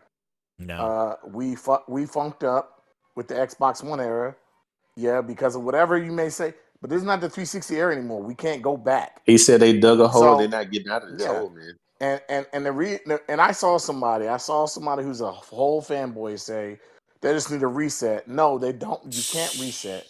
They need a reset. How? Reset what? You got to reinvent yourselves. You can't reset. There's no resetting for you. If you don't reinvent yourself, you know. I thought when I said reset and I said no reinvent, and I gave an example. I said, remember when the 360 was out and that dashboard, that update for that dashboard came, it blew everybody away. That was re-innovation. That's what needs to be done, but it won't happen because they're so stuck in Game Pass and the way they're doing things that's what's going forward. It has to be successful. If not, they're going to live and die on that hill. Listen, Game Pass has to be successful. He said they're doing things differently than the other competitors in the market space. They're focusing on cloud and Game Pass because he said they're not going to be able to out-console these other people. So they're doing things differently. They're they're launching titles that, you know. But just to come back some of these games, saying, man. Like somebody was saying, one of the things too is like the fact that they were even hiding gameplay the day of the release. Like they said, no console gameplay at all. Right? They took down people's reviews. They made it 8:00 when it was available for everybody at night to show gameplay. Not just reviews, but people were posting gameplay that looked rough. Remember, people were showing like, look at this AI, not this, and they were like taking it down. And it wasn't even reviews. They were hiding gameplay before the sales at 8:00. And look, think about it, right? They weren't that confident in this game, and he even acknowledged that, you know, they don't even show their games running on the console. Well, he admitted that they're gonna have they're probably gonna have statements now underneath them, and I bet you they're all running on a PC because they're not very clear. Even with Hellblade and stuff, like they say like using in-game assets or in-engine gameplay, but in where PC engine gameplay or console engine gameplay, like they don't. And then when they do distinguish. When they say it's on the Xbox, it's still not on the Xbox. It's on a PC spec to what an Xbox is going to do. And it's like, come on, man, you guys, you know, and he, you know what? This is how you know Phil hears the complaints in the community, right? But he addressed things that have been being said that the Xbox gamer, you know, they've been treating them like second-class citizens, you know? And he said, we got to give, they spent money in our ecosystem, so we got to give them a better experience. And so, but just focusing on PC and cloud and all this other shit. Yeah. You know what I mean? Well, that's what I mean. Like, he talks out of both sides of its mouth. Either when he wants to hype up cloud, he wants to hype up PC, where PC Game Pass growth is where it's at, he said. And now saying, but I want to make the console dude feel special, like with the dashboard update where we just move some stuff around, but dude, that dashboard's from last gen. What are you talking about? You move some stuff around. That's how you make them feel special? Right. Like, that's not what we do. The game night 1, 2, 3 with a 5. He goes, Sony almost went bankrupt with the PS3, able to recover. Nintendo had major flop with the Wii U, able to recover. What's Xbox excuse? And a game night, that's the honest truth.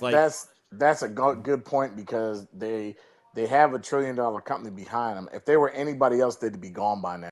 Oh yeah, if they didn't have the back of Microsoft. That's a sad thing. Yeah, and they were doing as bad as they've been doing it, they'd be gone. If they had to rely on gaming, if they had to rely on the Xbox division to support the Xbox division, it would have been gone. So, Microsoft's just continuing to pour money into Xbox.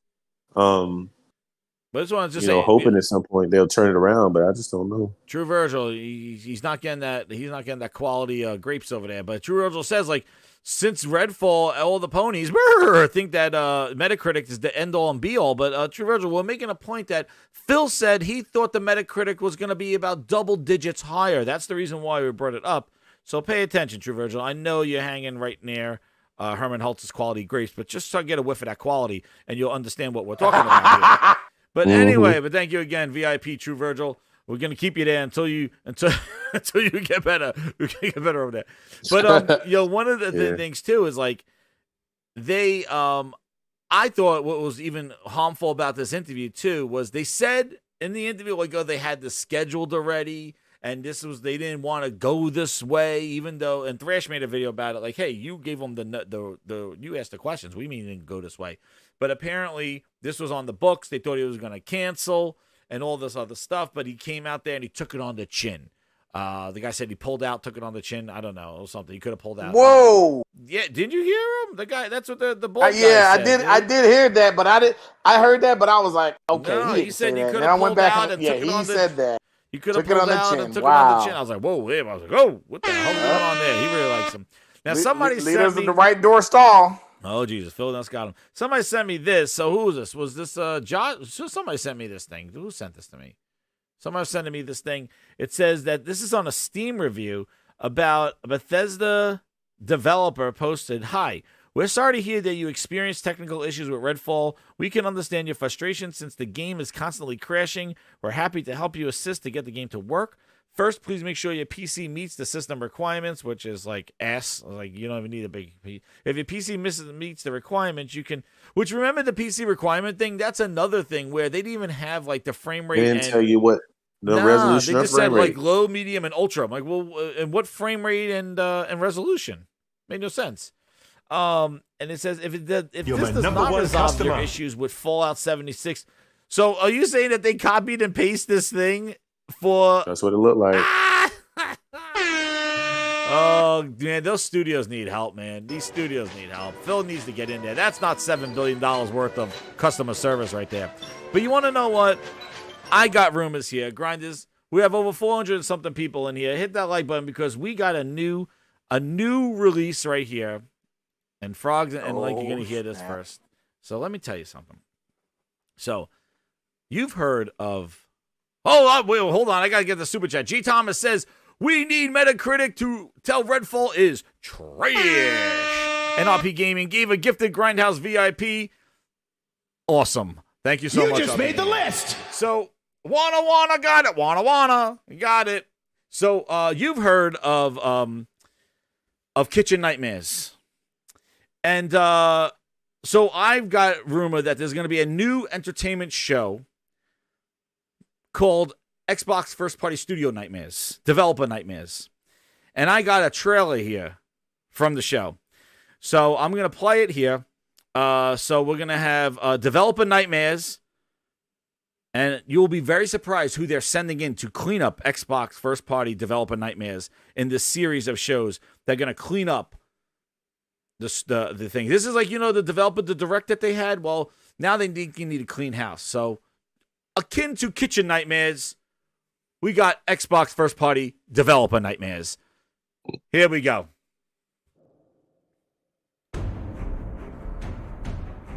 Coming this summer,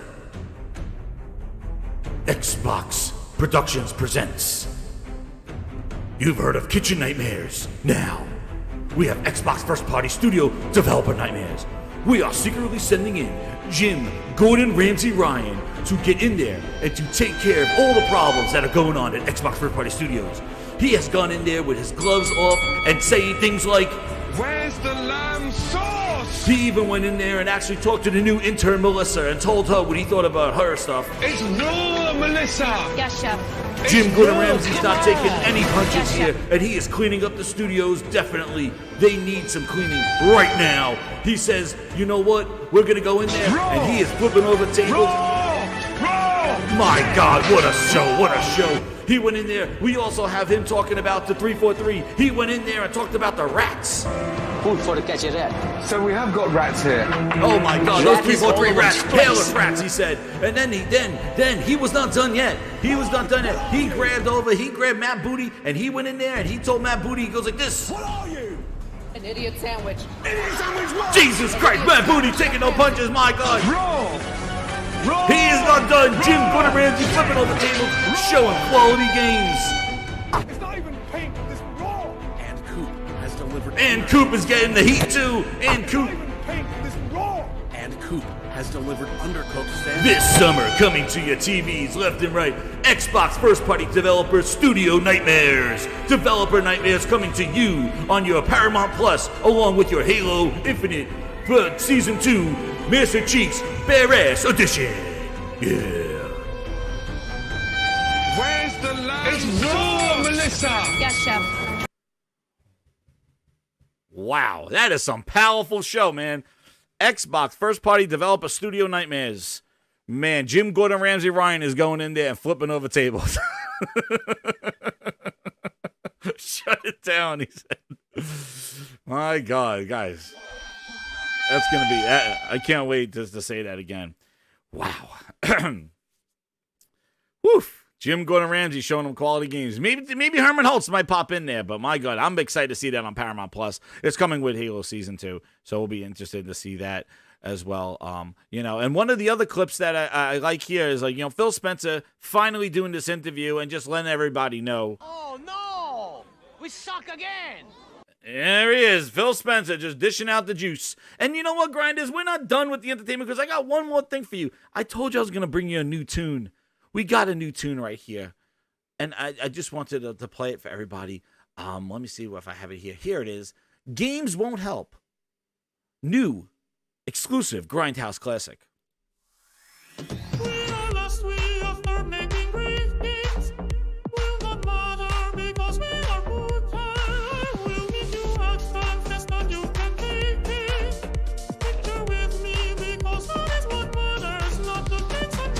Miss Piggy with a second hit.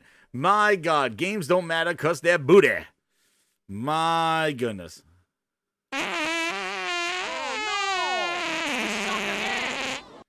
Jesus. One more time, Miss Piggy.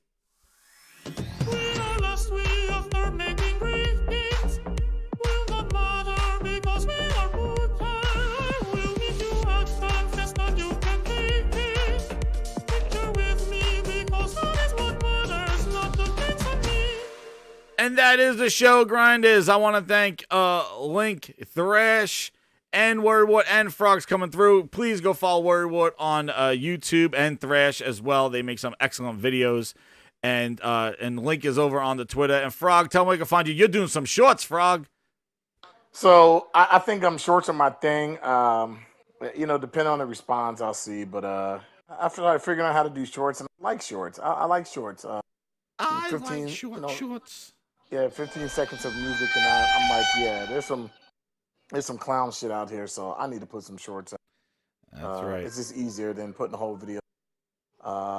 But yeah, you guys can find me on YouTube at Frogs Dreams. You can find me on Twitter at Frogs Dreams. Check out my shorts if you're interested. If not, then oh well. Maybe I'll just continue playing my games and just enjoying it, talking crap about people that don't want better. That's the better quality symbol. There it is, the quality flute, right there. But thank you, Frog. Yes. One more thing. Please, guys, don't forget Mother's Day. Yes, happy Mother's Day. Yes, on Sunday. Yeah, my birthday is gonna be the 4th, so I get kind of screwed. I get a birthday and then I got to spend all this money on my wife. Man, but, shout out to all the moms. She deserves it. She deserves it. She definitely deserves it.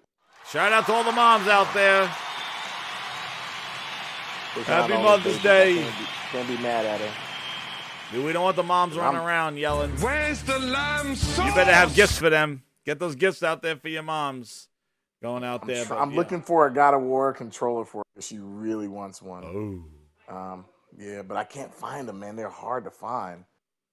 Shoot, I just want a God of War. And she's like, if I get a God of War controller, I'd be happy.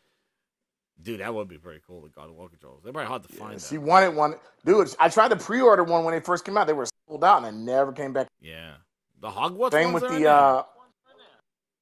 the what's the name control skins, the camouflage PS5 skins. Oh yeah, shell.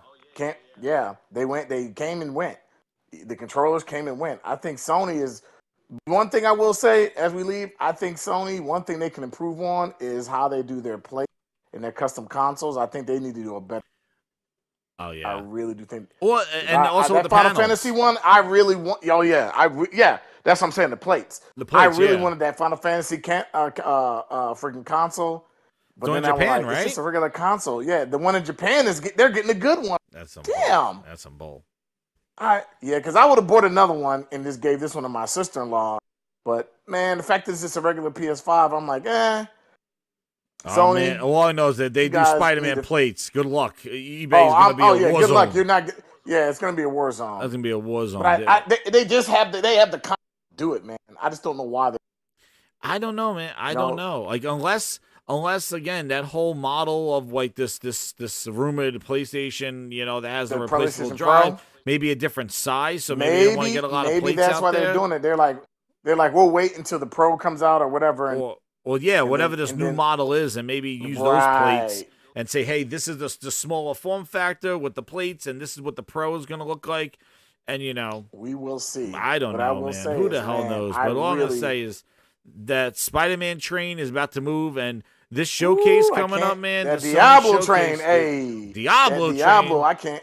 I can't wait to play some Diablo. I want some quality. That's Sony a day one Studios. for me. I need to know what's going on with these Sony Studios. I want some more content. I'm Look, ready to go. Play, I want Spider-Man. Diablo's going to be my online game, Destiny 2, and then I'll play Horizon and Diablo. Well, wait, doesn't Final Fantasy come out in June too? Oh God, it does, doesn't it? Yeah, Final Fantasy. I'm playing that. I'm not playing no. I guess I'm playing Final Fantasy and Diablo. Oh, there you go. Look, one is my online, one is my off. That's how I play them. I got an online and I don't know, man. I'm looking for that. Final Fantasy is the next big one, but yeah. That's day one. And again, that's they did their showcase. Everybody's like, oh, they're gonna have a show. Yeah, they did the Horizon one, and I think now that they got PlayStation 5s in stock, they're gonna the showcase of the ages. And if they get those 3 games, dude, like if they get those 3 Konami games in addition to what they're coming out with, it is the death blow. Like and maybe that's what added the Phil frustration in the interview, dude. Like maybe if any rumors of any Castlevania game is coming to PlayStation, I'm gonna have a conniption fit. That's outside. There's a lot of franchises I love, but like Zelda obviously is a franchise I love, but with Nintendo's consoles, but Castlevania. Ooh. Oh, Street Fighter comes out in June also. That beta's gonna do that too. Man, there's too many games coming out in June. The beta stuff. Holy crap! And I definitely want to play Street. I thought that was July. Okay, no, I guess June, I can't play all of them. So Rebirth comes at the end in winter, so it's probably January maybe or December. I think January. I think I'm gonna have to really choose wisely because I already paid for Diablo, but I didn't pay for my Final Fantasy or my Street Fighter yet. So I'm gonna choose, man, because there has to be like Diablo. Everything I saw, I loved it. I love Diablo 3. I love playing with my friends. So. All right. I'm really interested in Diablo, but we'll see. We'll see. I might get all of them. I may, bag back. We'll see. We'll see. Yeah, I can't put all of them at once. coming, dude. A lot of stuff. And I'll tell you about my experience of Redfall on the backbone. Well, I as of right now, as of right now, it doesn't look but like I say, it doesn't look bad because I'm on a phone. Like I said, on a phone, I don't think anything looks bad. I can't believe you. You should take a picture of it and say Phil and at Phil and say you saved me. You saved my family. Yeah, you saved me, Phil. This is why you saved Mother's Day. I could play on the phone. I can play it on my phone while I'm sitting there looking at my wife and her eyes. You saved us. Giving That's her. What they do. They take a picture of that with the phone and that stuff, and they send it out. And Phil likes it, and they go, poor likes Xbox, me. He really man. likes me. Dude, it is. Poor Xbox, man. This was supposed to be their year after 0 last year. And that was another thing. Like, I still don't understand. It's like, what's funny is that this year is their broken games from last year that was supposed to release. Like, what happened to the games that were supposed to come out this year? Jazz, has anybody even thought Redfall happened? What would it have been like if it released supposed to? Nobody's ever thought about that. What, they didn't buy Bethesda? No. What if Redfall was going to release? What if it released when it was supposed to release? Last year, yeah. Like, what the hell would we be doing? That game would have been. Sitting there with Halo. Gosh! Imagine if Halo released when it was supposed to. I don't know, man. I don't know if people are really thinking about the bigger picture here. Is like, as much as I fucking go at fanboys, it's because I want that console to be better. Because I don't mind an ecosystem where I can own an Xbox and a PlayStation. No, but hey, man, good show. Good show, man. Yeah, shout out to Warrior One for the first time on the show. We'll get him back on here. We're trying to get David Faulkner on here. He had to cancel last minute, but we're gonna get him on the show. Maybe during the week when I do a Grinds Bite or something like that, we'll get him on. But shout out to Thrasher coming through, and also and Link coming through, and definitely follow those gentlemen on Twitter, and definitely subscribe to their YouTube channels because they make some awesome videos. So let's go, everybody. Hit that like button here. Thank you again for all the VIPs. Now I got some more work to do. True Rose, you're staying right where you belong over there. That's where you hang out there. And I'm going to add the rest of the VIPs. Only on Game Pass. There you go. And guys, get your shoes out, dancing shoes on, quality flutes. And we're not going to leave without the flute. Oh, man, make you feel good with this quality. Oh, my goodness. That's what he was. Phil Ness. Oh, man, and when you hear those tunes, you know what's coming next. Oh, my God. You know what's coming when you hear that flute in the distance. It's Game Pass, y'all. Good night, everybody. Thanks again. See you, Grinders. Hit that like, subscribe. Share it out. Gaming Grindhouse. Merchandising.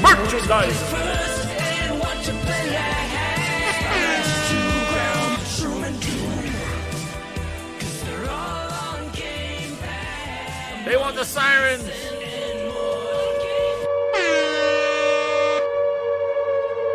It's coming.